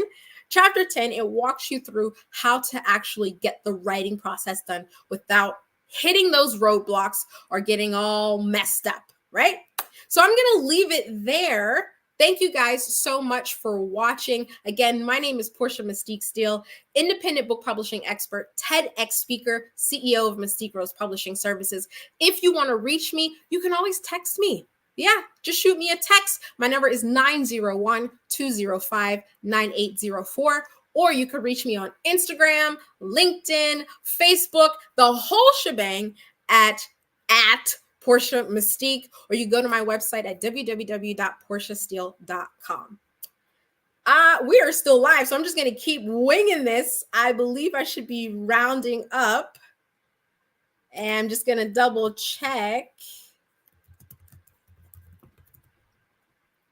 Anyways, you guys are still with me. Listen, I'm going to give you a challenge since we're here, right? We just got to do what we got to do. You and I, we are still together, so I'm going to challenge you to do something. You ready? If you're scared, don't be. It's not a big deal. All right, listen. Here's what I want you to do. I want you to find me on LinkedIn. My name is Portia Mystique Steele. Just go ahead, type this in, put it on LinkedIn. Then I want you to send me a DM, a direct message of where you are in your author's journey, and then answer this question. What problems do your readers have? Remember, that is the big one. What problems do your readers have? It is essential. It is important. If you can't get clear on that problem, you're kind of shooting yourself in the foot. You won't be able to get to that next level. So go ahead, put in my name on LinkedIn, send me a DM. I want you to let me know where you are in your author's journey, and then go ahead and put in what problem your readers are having. Now, if you do not have a LinkedIn account, you can do the same thing on Facebook or Instagram. So that's your challenge. I want you guys to do that. Now, the other thing you want to make sure you do is just get started. So many of us have all of these obstacles and reasons and justifications for not getting started. They say 93% of adults want to write books and only 3% actually do it. How crazy is that? 93% want to write books and only 3% actually do it. That's because we give ourselves reasons to not do something. We say, oh, well, I wanted to, but. Oh, well, I was going to, but. well, I have this on my plate and that on my plate. So get rid of all of those buts and so's and just step into it. Get it done. Because you do not want to be here next year, exactly where you are, telling people, I'm thinking about writing a book. Or anytime somebody says, I've written a book, and you think to yourself, I want to, but there's nothing worse than having this great idea for a book and not actually being able to create it. That space of creation is absolutely important. So get out of your own way and write that book. All right, so I'm pretty sure I'm done. Or I think we're going over time. Yay, Damo, hi. Hey, thank you so much for coming on the Black Business Network and sharing your expertise. You were amazing. Thank you. That was so fun. And one more time, can you let people know where they can find you? Yeah, you can find me on Instagram, Facebook, LinkedIn at Portia Mystique. Just spell it like it's spelled on the screen here. Or you can just go to portiasteele.com. All of my socials are there. Awesome. Thank you again so much for coming on Black Business Network. And as always, genius is coming, and I'll see you on the other side. Bye. Bye. Thank you, everyone, for tuning in. We definitely do appreciate it. Every dollar counts. So we want to remind you to donate to the Scholarship Fund. We want to thank all of our Black Business Expo USA sponsors for February 2024. And they are NC100, Moody Capital Partners, Suede Soul, Lotus Richey Coaching and Training, The Hello LLC, Carolina, Virginia Minority Supplier Development Council, Step Management, Barbara H. Smith LLC, Margie McLean Foundation Incorporated, Genius is Common, 5-Star BDM Media, Earth Essentials, Mullane Shani Global, Executive Women's Success Institute, The Quality Coaching Company, Superwoman Business Services, Creative Force Studios, Lee Entertainment, Artistic Act Design, and Black Business Expo USA. Again, thank you guys so much for tuning in to the Black Business Expo. And as always, genius is coming, and I'll see you on the other side.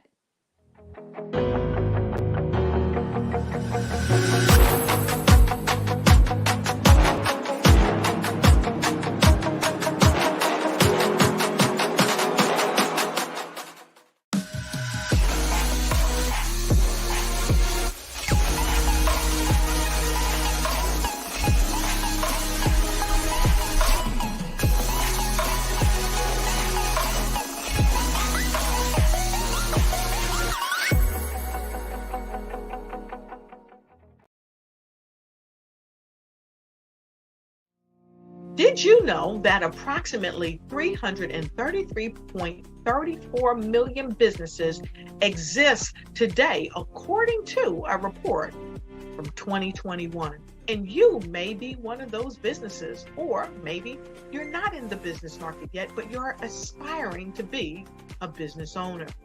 Well, guess what? You're in the right place at the right time. Because let's face it, everything is about timing and opportunity.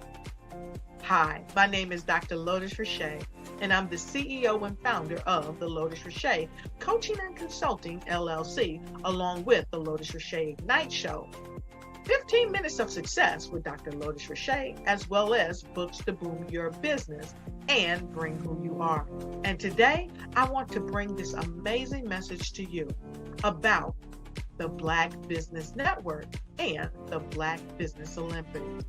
See, the Black Business Network and the Black Business Olympic is designed to help people just like you, that's right, that look like me, to take their business to the next level.